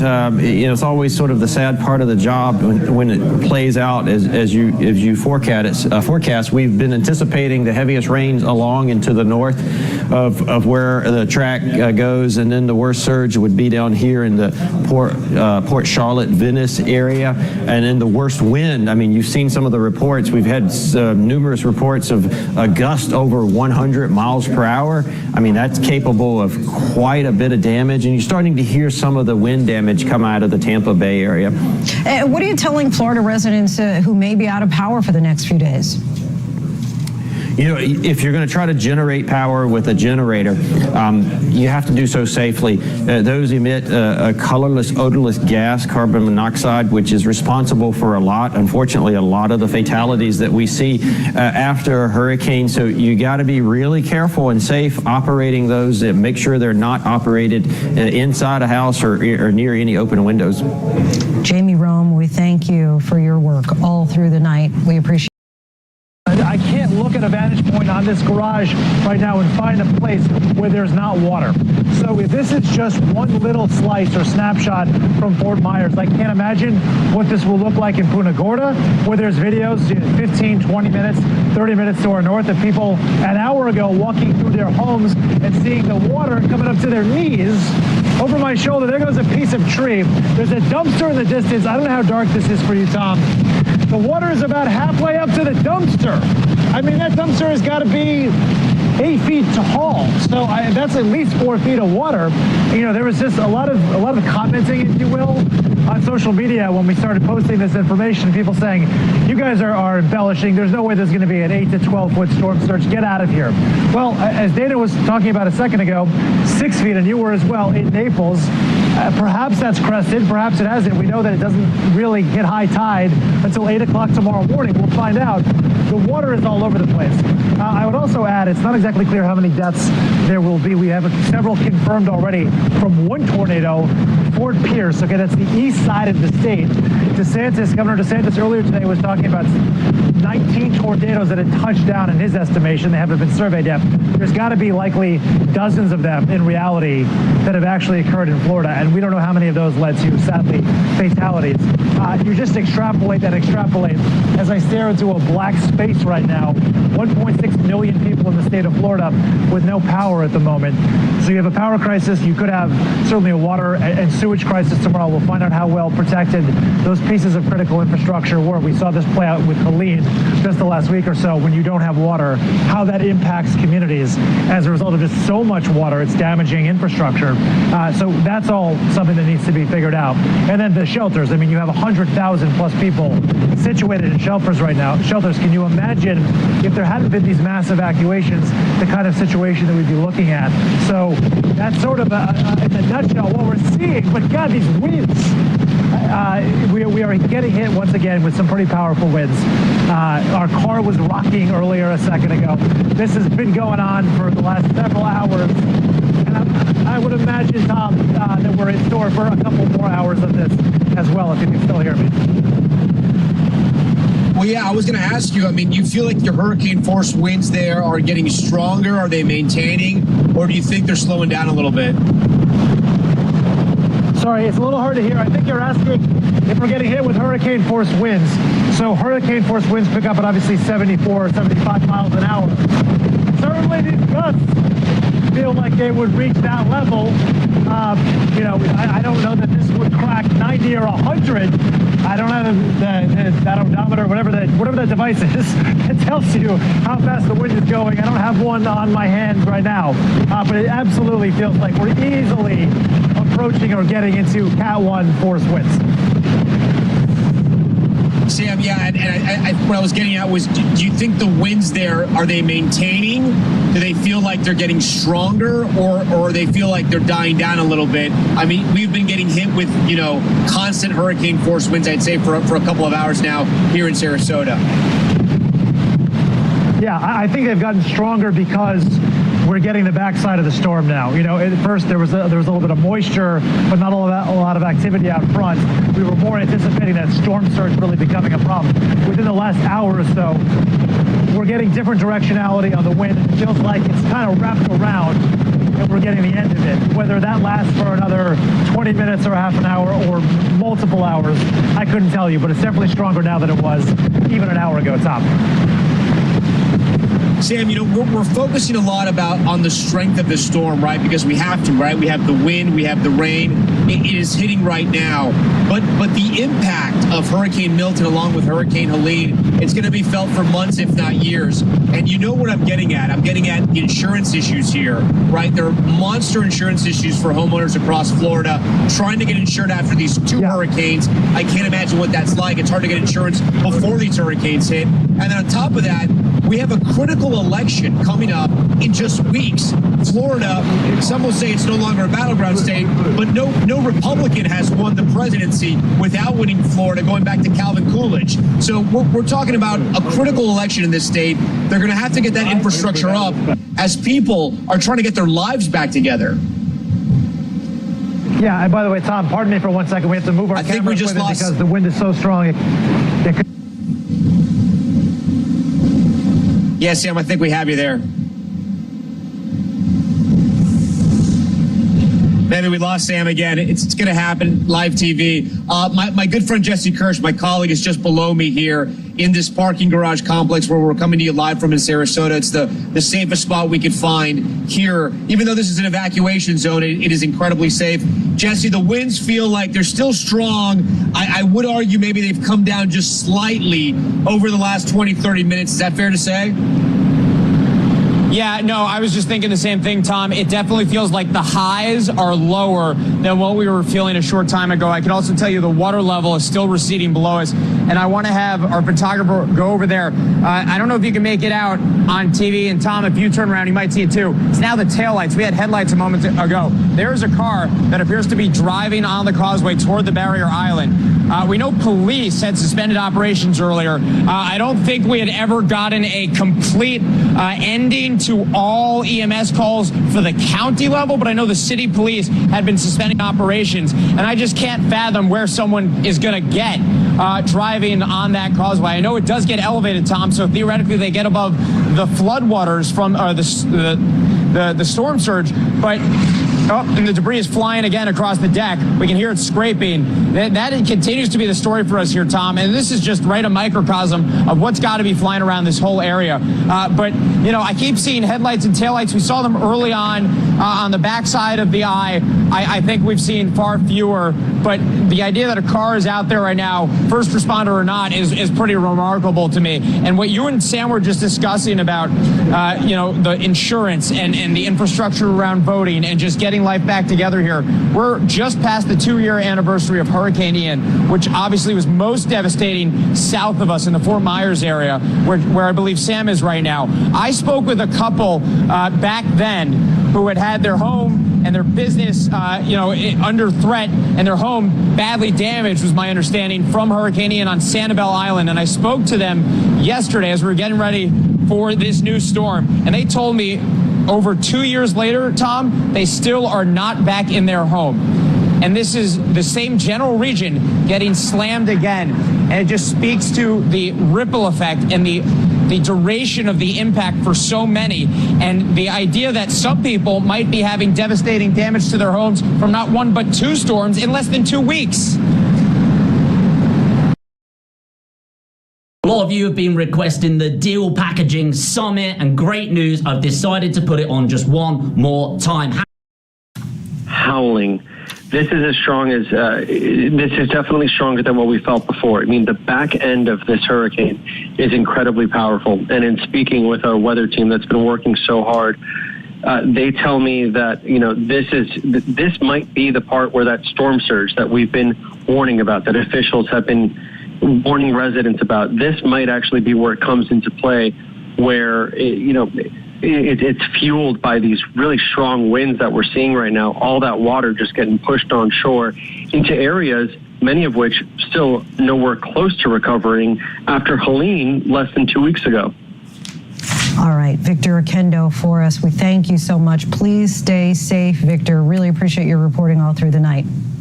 I want to turn now to our affiliate WFTV near Tropicana Field in St. Petersburg. The conditions there continue to deteriorate, transformers exploding. Here's what the reporter there saw moments ago.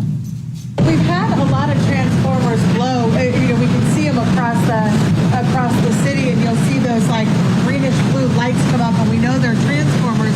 But this is held up pretty good over here, and we didn't know that transformer was back there. So when it blew, we just couldn't believe it. And then right after that, as you guys went to Tropicana Field, and we're not far from Tropicana Field, by the way, another transformer blew here and caught that tree on fire. You hear all that banging. That's the roof of this hotel now starting to come off.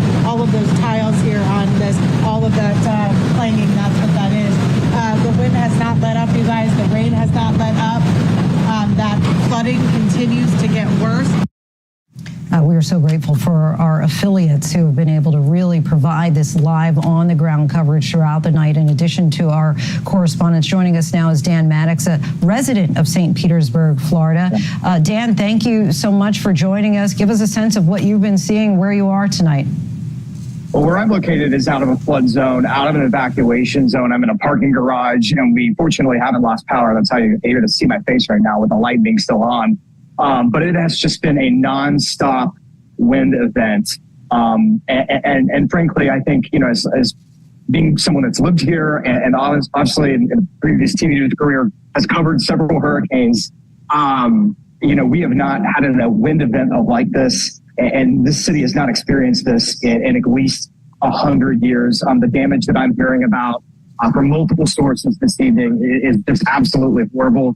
I think the most dramatic thing I'm hearing is that a construction crane has collapsed on another building in the 400 block of Central Avenue. This was a 46-story building, or is a 46-story building. It was set to be, or is set, if they're still working on it, and maybe they can repair things. But it was set to be the tallest residential building on the west coast of Florida. We've heard that a construction crane has fallen on some other buildings. Unsure. I haven't had any reports of anyone hurt by that, but obviously first responders still getting kind of wrapping their heads around it. And then also, as you reported and other local media has reported as well, part of the, not a metal portion, but part of the roof of Tropicana filled, where frankly a lot of power restoration crews, they were staging there inside that building with dozens and dozens of cots set up. We're not hearing of any injuries or anything of that nature, but just really giving you a sense of the power of what has truly become a wind event that this city has not seen in quite some time. And so how have you been weathering this storm? So I'm in a house, not currently, but I live in a house, and I do not feel safe there. The house was out of a flood zone. It was out of an evacuation zone. But I went to a friend's place where I'm in a concrete structure that's near the police station. Felt a little bit more safe here. And then that's where I wanted to be. Have you ever seen anything like this? No. I think Irma would be the closest thing back in 2017. But the wind, frankly, nothing comes into comparison that I've seen. And it's still coming. I mean, it's still coming. And it is still coming for perhaps several more hours. Dan Maddox, stay safe, and we thank you so much for your eyewitness report. Really appreciate it.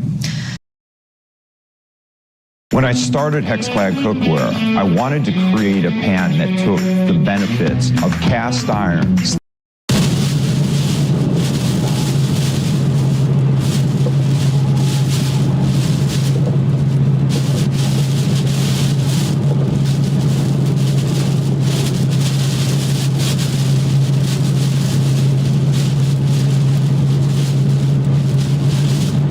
$1.5 million without power is the most insane thing ever.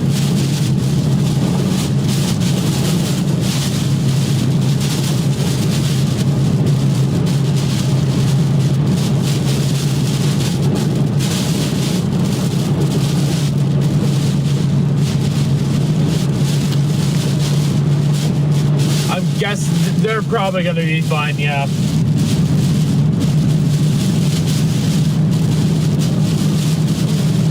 I wouldn't know why they wouldn't be at this point, but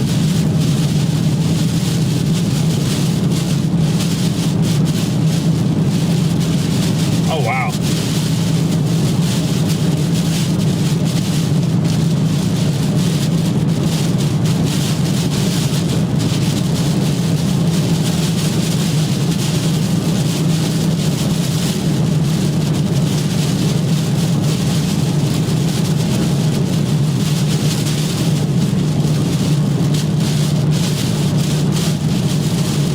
Isn't bad, it's just the wind and everything just, throws you off.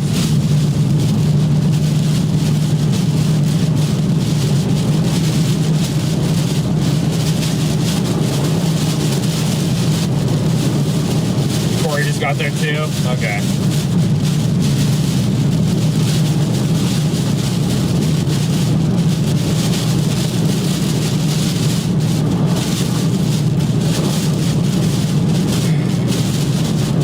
I'm glad everything's okay over there.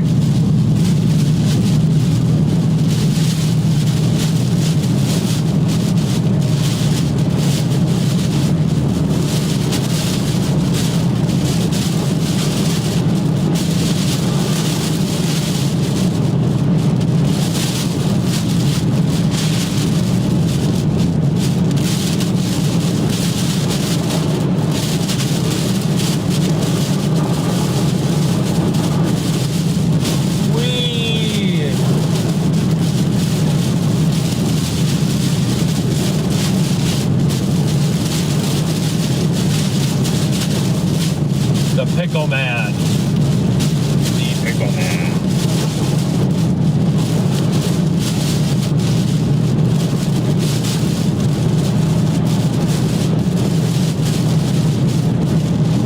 The Pickle Man. The one thing I don't have with me is pickles, which I completely forgot to get.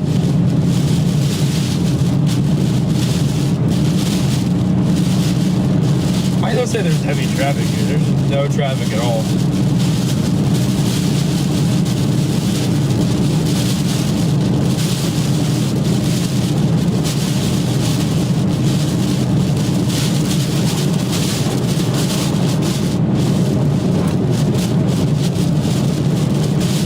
I know. I haven't seen anyone in a while. I feel kind of lonely out here right now.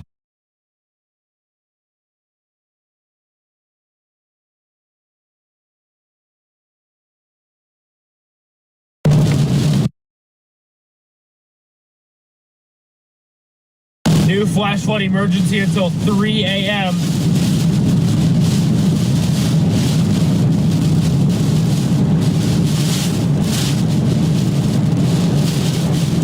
Probably scared the crap out of you. Apologies for that. Got a new flash flood emergency notification on my phone.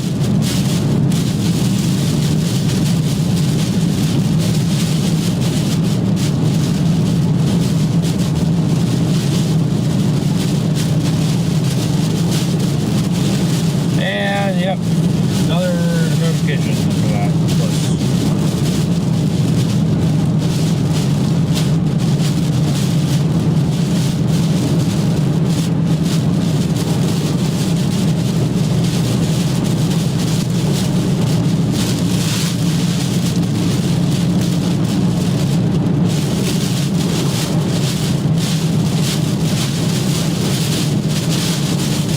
Heading towards them, no, I feel like I'm just probably getting in the way. It's just stupid to get in the way at that point.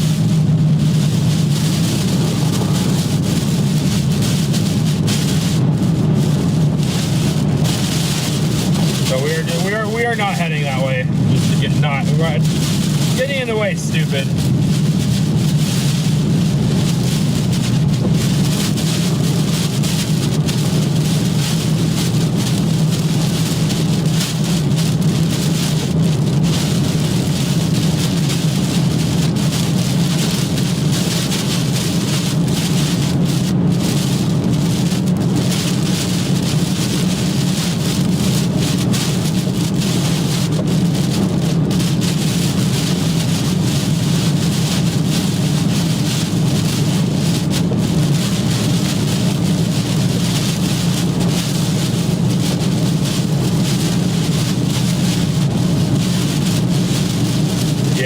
I know. If they start getting stuck, I mean, I do have a way to get over there, hopefully. But as of right now, I am not needed, so I am not going over there.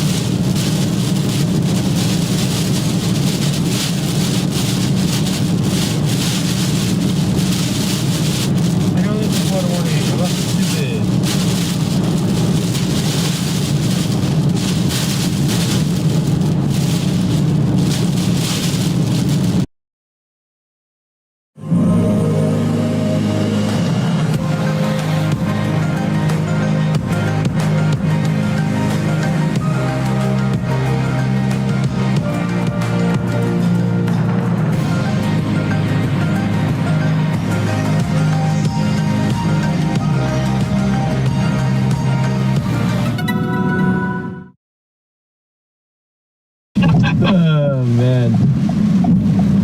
Scared us there for a second. He's out of the car now. What is bro doing? I don't know. He's outside of the vehicle. He's running around. Oh, this was the one? Yeah, let me call Corey and see what he's doing. Okay, yep. Alright, mate. I can unlock my phone. That would help.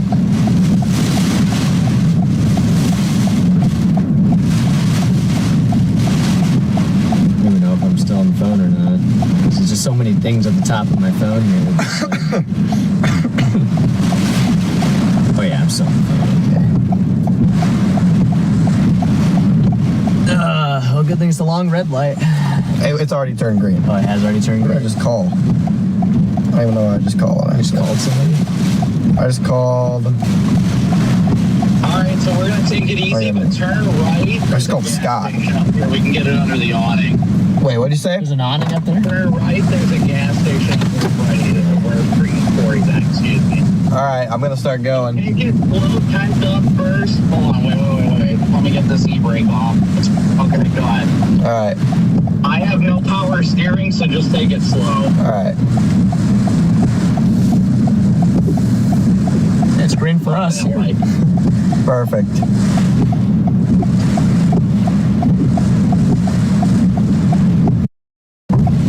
There it is.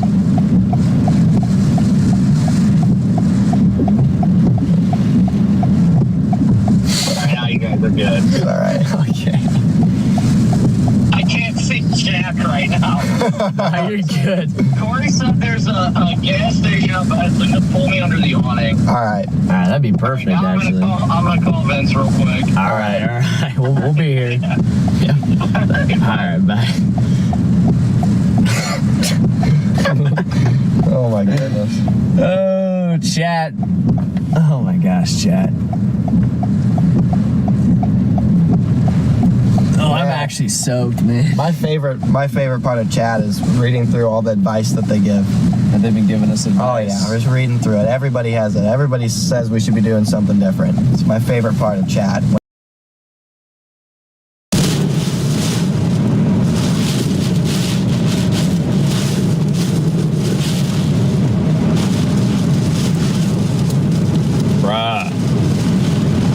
Rain and wind is going to be rough to sleep through.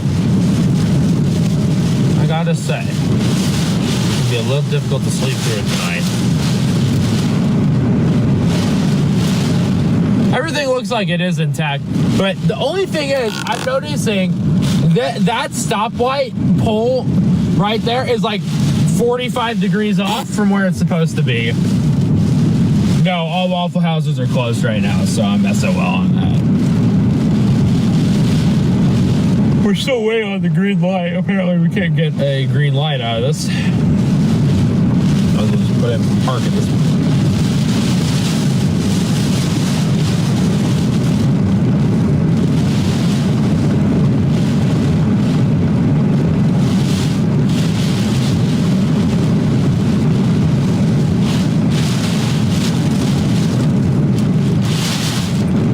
Yeah, a Waffle House Index said, nah, you don't get anything at all.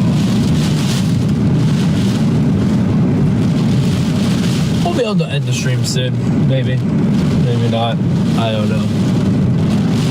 Again, I just would like my green light, please.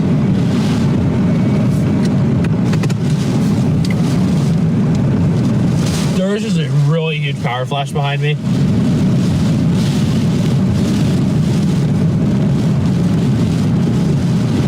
I don't think he'll care if I go without it, but that's whatever.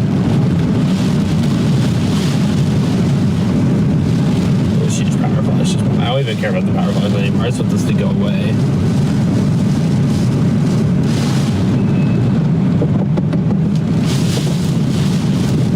Look at that. There we go.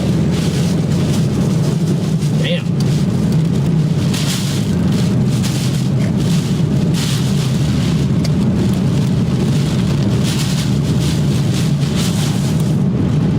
Delivery from McDonald's, I wish.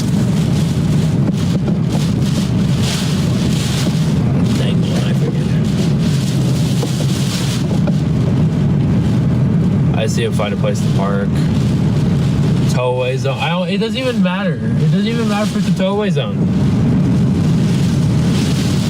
I just need a place to stop for the night. I don't care. They're not really gonna. Okay, it's flooding here. Okay, yeah, that's not a big deal. Okay. The wind go, man. Alrighty. I'm gonna have to stream here. We've reached our limit on that 12 hours. Yeah, I really have no other option but to sleep in the car, so. Yeah, we've streamed for 12 hours straight. And I'm exhausted, so.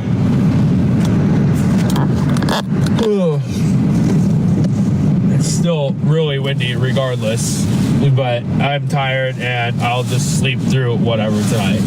It's whatever, it's fine. But thank you guys so much for tuning in tonight. Really appreciate all you guys. Almost 127,000 views on this live stream tonight. So thank you guys so much. Okay, 127 already. So yeah, I'm gonna hit the head for tonight. I'm tired. I'm ready to go to bed. So I'll talk to you all later. And as always, never stop chasing. Thank you guys so much. Are you getting caught short in the rain? With the Bearskin waterproof soft shell jacket, you won't even need an umbrella. Information we'll get as soon as possible. We have not seen any emergency vehicles, no fire trucks, no ambulances around the stadium. I'm not seeing any flashing lights still. But what is amazing, you still see the lights inside the stadium are on. You see the purple lights. But Tropicana Field, the home of the Tampa Bay Rays, for a little while longer before a new stadium built, is in need of major repairs thanks to Hurricane Milton. The stadium, again, has stood here in St. Petersburg. You know, if you're not from the area, you might not remember the stadium was built before the Tampa Bay Rays existed. The stadium was built with the hopes of luring a baseball team to the Tampa St. Pete area. And early on, it was the Florida Suncoast Dome. I saw Guns N' Roses here in the early 90s. Going way back. And of course, all of us, many of us, I'm sure, have been to countless Rays games and enjoyed that roof on these hot summer days or rainy days here. And now a big portion of that roof is gone. And boy, I don't know if you can hear it, but the flapping of the remaining pieces of the roof that are still attached as these wind gusts, you can see them just flapping in the wind. On the east side of the stadium that we can't really see, but I do see pieces of it. Pieces of the roof seem to be flapping up. So I cannot tell if there's also now, you know what, looking through the stadium, I do see it looks like that side has major rips as well. And it's so this is just it's an unbelievable sight. When I first came up on the roof and saw it, you know, you kind of are taken aback because, again, a landmark of St. Petersburg just absolutely shredded the roof because of Hurricane Milton and these winds near 100 miles an hour that we were experiencing at the ground level on the other side of this building. So we did not see when this happened. We started to hear a buzz about something wrong at Tropicana Field and made our way up here to the roof, and there it is. She is just numb. She says that she doesn't know what to expect. I want to play a little bit of that conversation I had with her. You're really kind of numb. You're really just kind of numb. We've all been in shock. Just your adrenaline just takes over. We've been through a lot of suffering, so I think we understand suffering in just such different ways, and I know that we get through it. And so many people here just feeling lost. And that woman, I don't know if you could see, was clutching a rosary, and she told There on the water, 101 mile an hour wind gusts. Sarasota, 102. Not on this map is Anna Maria, which had a reported wind gust up to 106 miles an hour. And here in Tampa, that 93. You head all the way up into Brooksville, and even Brooksville had that wind gust to 75 miles an hour. So just amazing. And then, I mean, the different aspects we're talking about. We're talking about the wind. We're talking about that storm surge to the south. And then we still have this flash flood warning emergency. This has been extended throughout Pasco, eastern Hillsborough County, all the way over into Polk County. That goes until 4 o'clock in the morning. You look at some of these rainfall totals, and these would be absolutely amazing rainfall totals if we were talking about a couple days or maybe even an entire day. But this has basically just been the evening. As this has worked its way on shore, is really when the vast majority of this, especially into Hillsborough County and pushing further inland, that's when really the vast majority of this has happened. So we are looking at some areas into Pinellas County, 16 inches of rain. And there you see over into northern Hillsborough County, radar estimates 15 inches of rain, 12 inches of rain as you head over towards New Tampa, heading over towards Lakeland, between 9 to almost 14 inches of rain all the way along I-4. So that is going to be another aspect of this entire event, is we are seeing significant flooding with this in many locations, and that is also going to cause so much flooding in people's homes in these low-lying areas as we go through this entire event. Here's Sky Tower radar right now. You're still looking at a very intense portion of this working its way basically right along I-4, pushing up towards Orlando.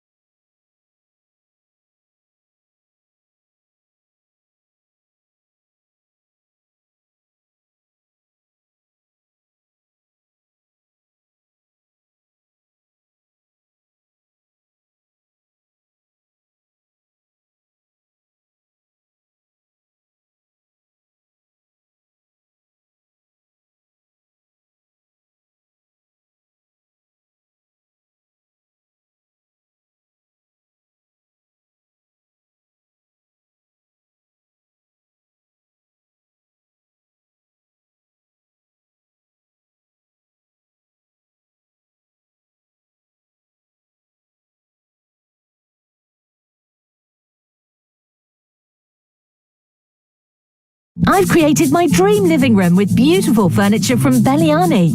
Now on autumn sale with up to 50% off site-wide and free delivery. Wide selection, attractive prices. Belliani Co. UK.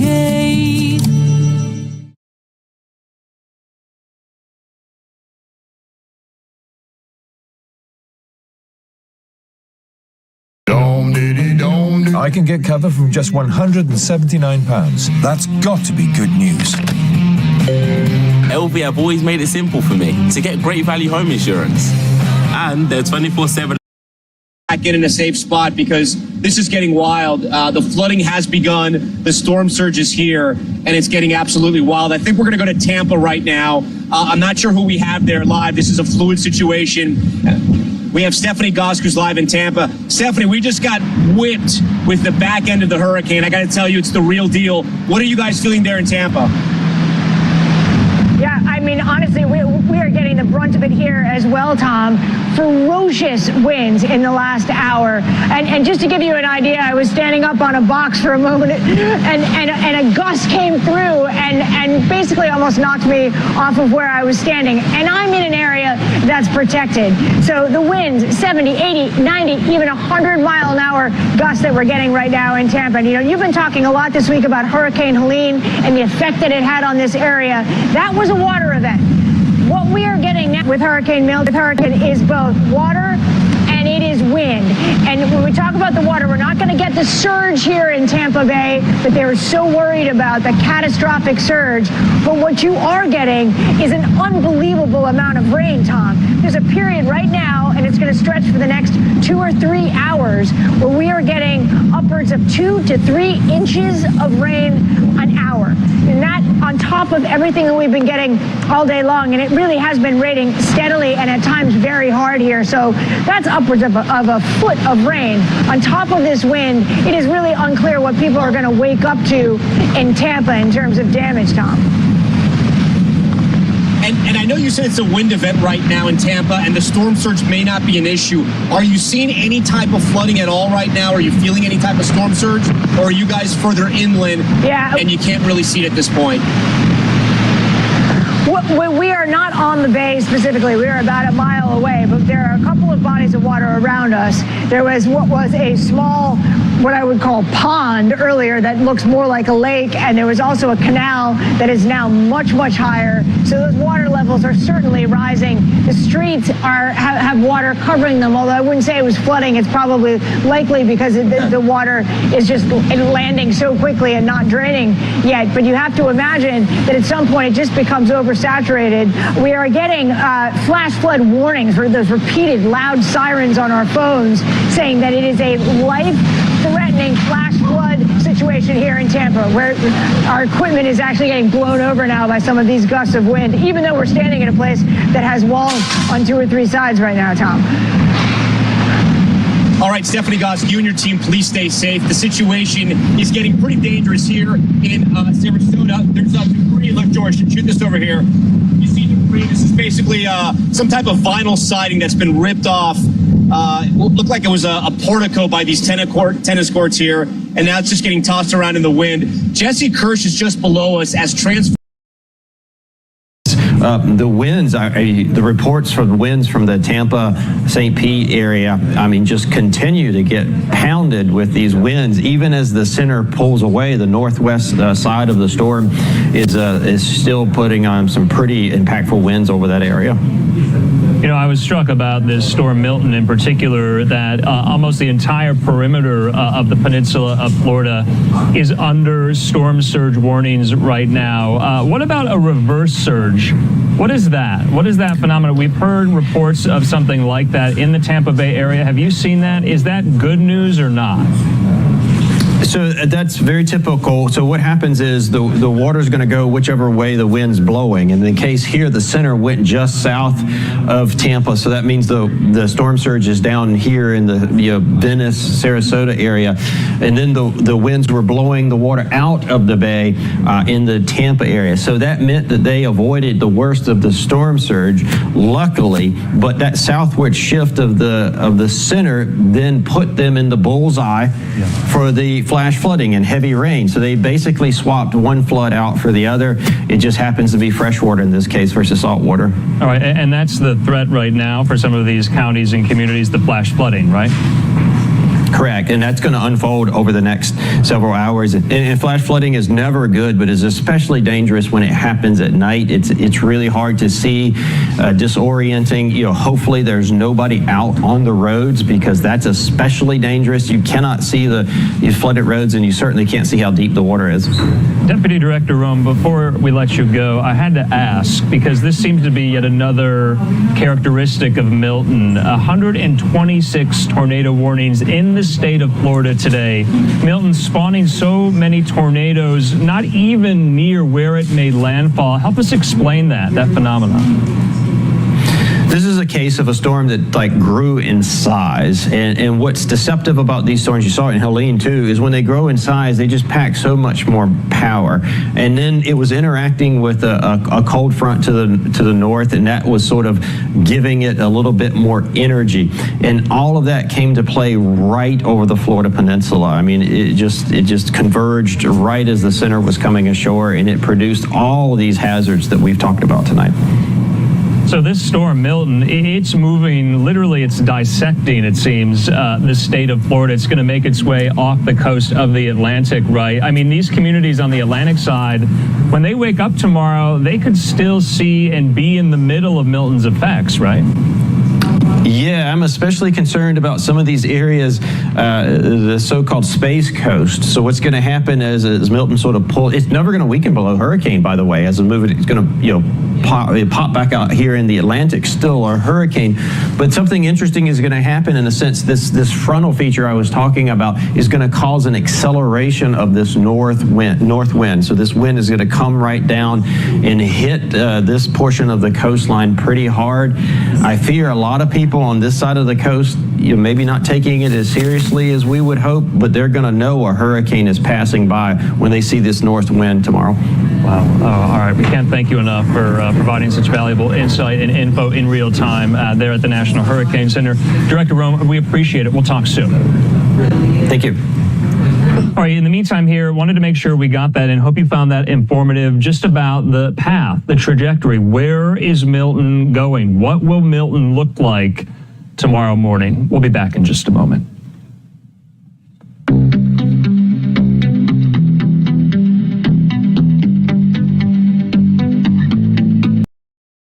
Insurance is something that if you're a coach or consultant doing marketing, thinking that posting on social media without a clear plan is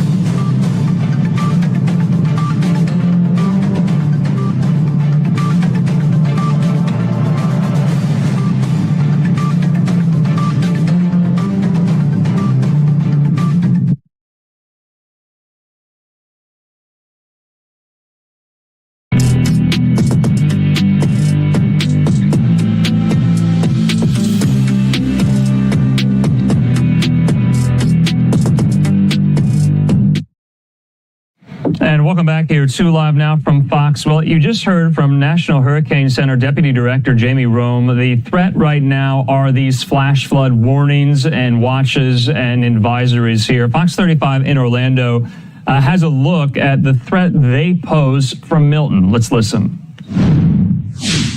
North through 2. Here's the eye.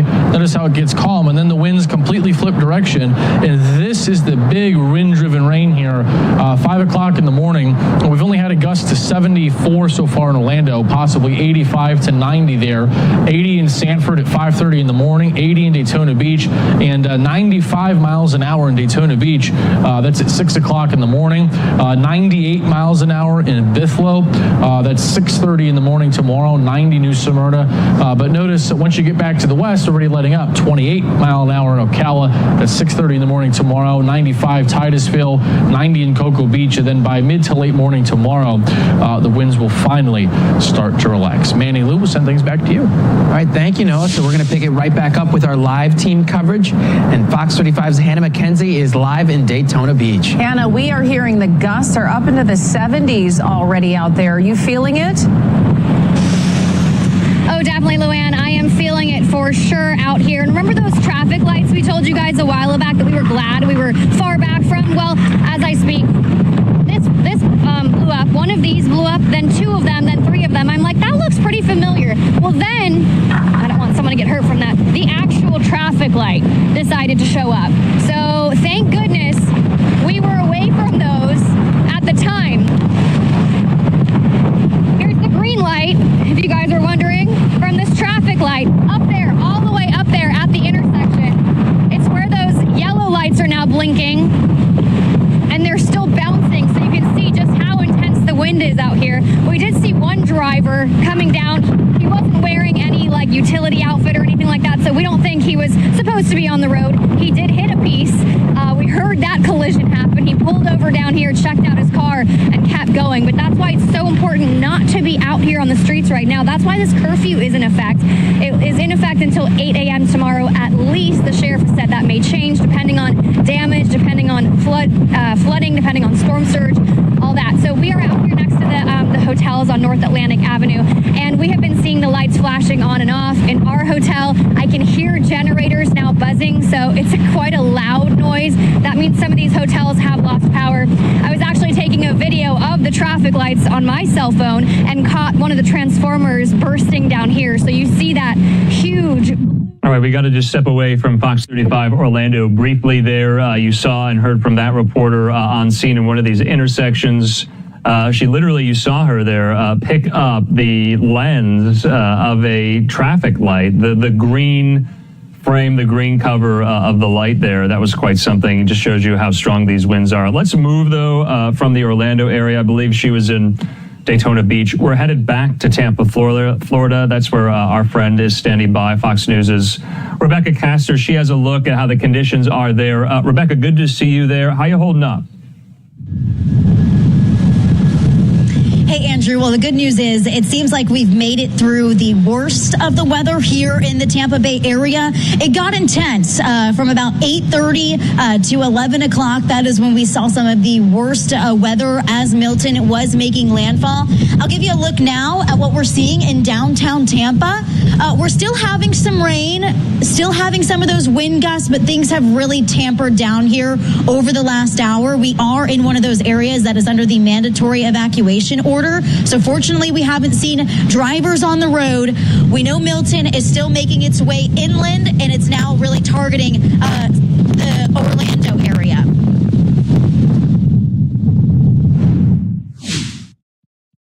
It's being called the storm of the century. Hurricane Milton slamming Florida's west coast with torrential rain and dangerous winds. Streets are beginning to flood, and hundreds of thousands of homes and businesses are without power.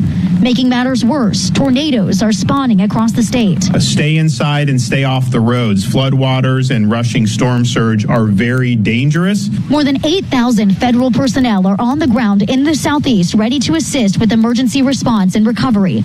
20 million meals and 40 million liters of water are also at the ready. FEMA and the entire federal family will be there to provide those immediate life-saving activities and begin to stabilize the incident after the storm.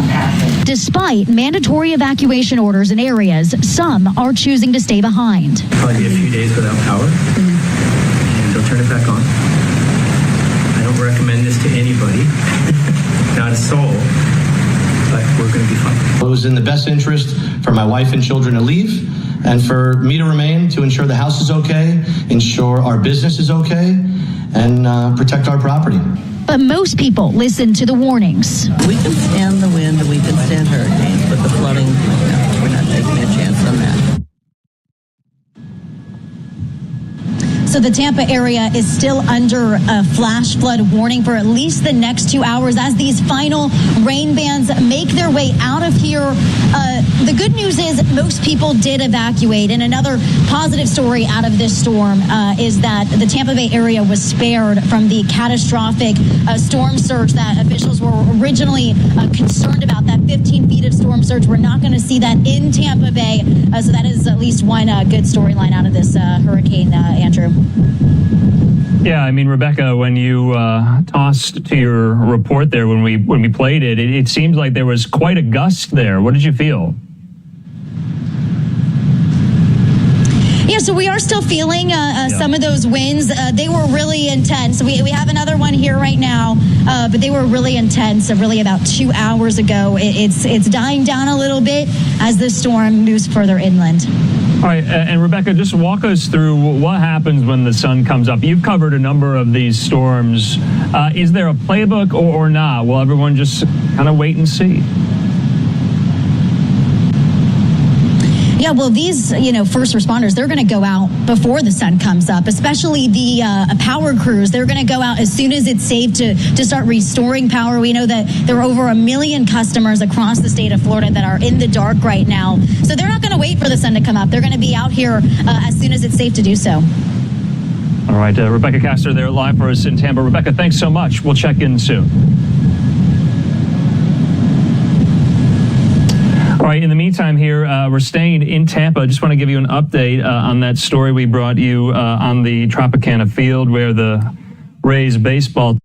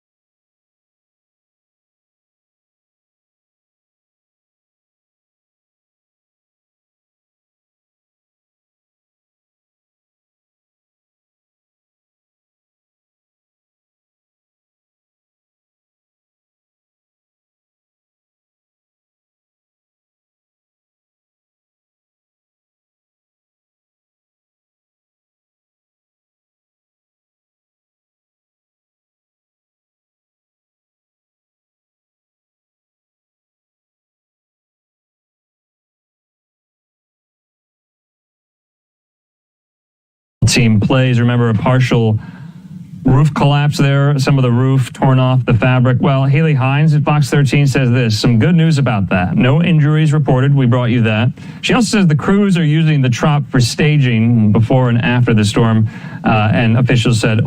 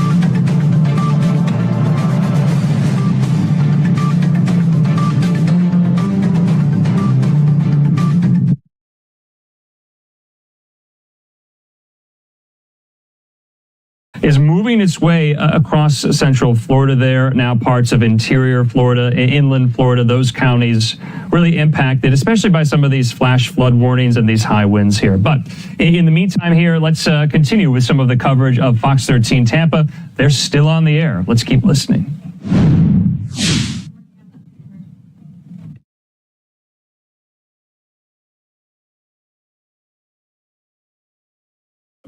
With a storm, it's basically completed it. Yeah, not to mention an astounding amount of tornado activity earlier in the day. And it's a question I've gotten several times from people in the inland counties worrying on the other end of it. Could we be at risk for more of these tornadoes as the night goes on? Tornado threat done. At this point, the mechanics are not there. The system is kind of in the middle of our state right now. The farther east it gets, on the backside of this, with the winds out of the north, you're not going to have that tornado threat. So thankfully, that's one threat we can eliminate. But it's the others we're still monitoring, like the hurricane force winds that are farther inland. I just got some messages asking about specific. I got one out of Sebring recently as well, saying within just the past 30 minutes, we're basically seeing the highest winds, or they're seeing the highest winds they've seen out of this whole event. It's so easy to forget when we see our winds decreasing in some spots along the coastline. They're picking up for areas inland, and they're still going to stay strong until 2, 3 a.m. when that last bit of hurricane force wind gets out of there, and this pushes closer to the East Coast. Yeah, this thing's really hanging on. Jim mentioned storm surge a moment ago. So again, point of landfall was Siesta Key, right? So south of there will be our higher storm surge totals. That's where you'll see the maximum storm surge. So all that area, all the way down towards Charlotte Harbor. But have we seen any tidal, I know there are gauges, have we seen any figures yet? I think you'd be surprised by the lack of gauges that we have in several of these areas, especially the Charlotte Harbor. That was a big one going into this event. Coming off of the Helene event, the push to try and get more sensors in that area, and just weeks later, here we are again wishing that we had more data. Yeah, we just don't have it now. In many cases. And a lot of these, the equipment is still not working because we just had Helene. Right. So you know, we're missing a lot of data that we would normally have. And, you know, tidal gauges is a little more sparse to start with, and then you knock out a bunch of them, you're really hurting for data. Yeah. Are we getting any early reports of the type of storm surge that they are seeing south of Siesta Key, or is that something that we're going to have to wait on till I think, you know, we're getting a few little reports trickling in. A lot of it is actually coming from social media, from some of the people down there that have stayed behind or maybe have ventured out a little bit. I mean, and you're seeing some pretty significant flooding. So I think when light comes out and we start to get that first really big idea of what's going on, then we'll get that really true idea of just how bad this was. Difficult to gauge off of these videos in the dark that we're getting as well. Power's out in many of these spots. So once we get a better grasp on it, we'll be able to estimate how high this surge got. And usually that comes a day removed or so on. How accurate are these rainfall totals we're seeing, considering, I guess, that some of the gauges might be topped out? I mean, what's the highest rainfall total that we've seen in the area? Well, I saw 18 inches in St. Pete. They said it was roughly a 1 in 500 year happening at that sensor site. And that was before more rain. I mean, it's raining there right now, technically. It's just easing up. So I'll be interested to check in on that. The good thing about these rain gauges is even if they, you know, go under, we still have radar estimated rainfall amounts that we can show you and give you at least an idea of what most spots are seeing. I'd say most areas in that flood warning that we had, the emergency, likely saw over a foot of rainfall. Yeah, very short amount of time. Yeah, you're talking a foot of rain in just a few hours. I mean, and that's going to cause significant flooding. There's no storm drain infrastructure on Earth that can handle that. Even if it's clear and perfect, and we hadn't had all the stuff we had from Helene. And now you've got all the storm debris getting stuck in these drains, and then you get a foot and a half of rain on top of it. What a mess. Yeah. I do want to show you very quickly before we go to break. If we could take these weather graphics full, this is the current location of this storm, that hurricane force field over Polk County right now in Highlands County.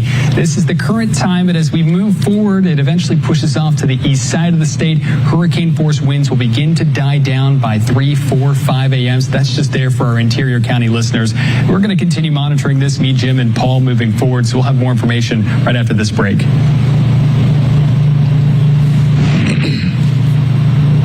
I think he said it best. We'll have more information. We're going to break, right? Is that the plan?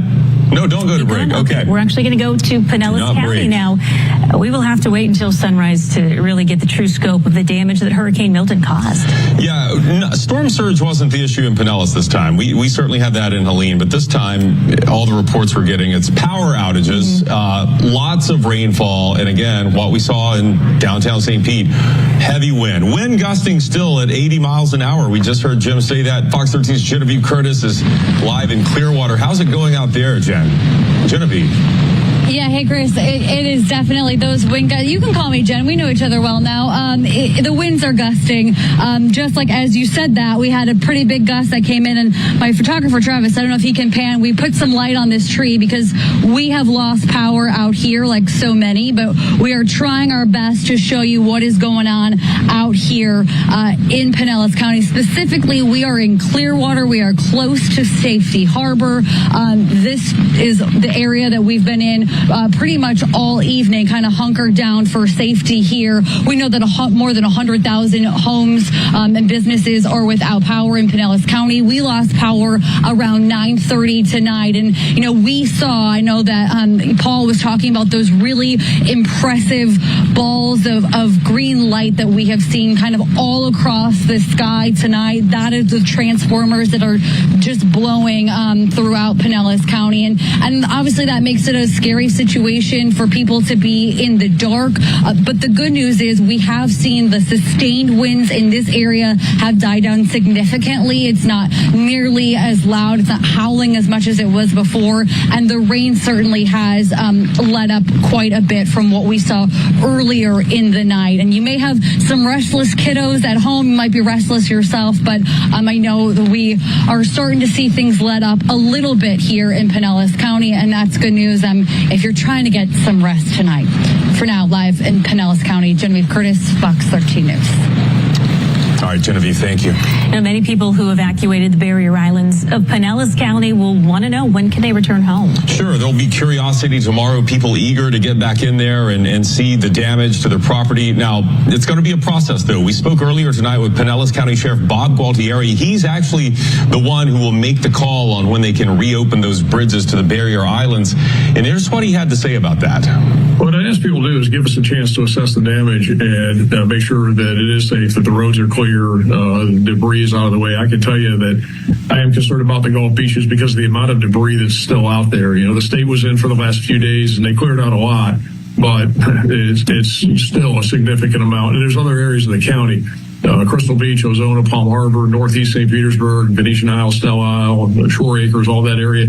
I was in all of those areas today, and there's still just a lot of debris out there. So I'd ask the people before they get out too fast, give us a chance. We may have to shut down the barrier islands to give the Department of Transportation and the county crews a chance to clean some of that up. But we won't know until we can do the assessment out there. What we want to do is get people back to their homes as safely and as quickly as we can, but it's important that it be safe. So we're going to take a look at things and just to the public, give us a chance to do that and make sure you can get back safely.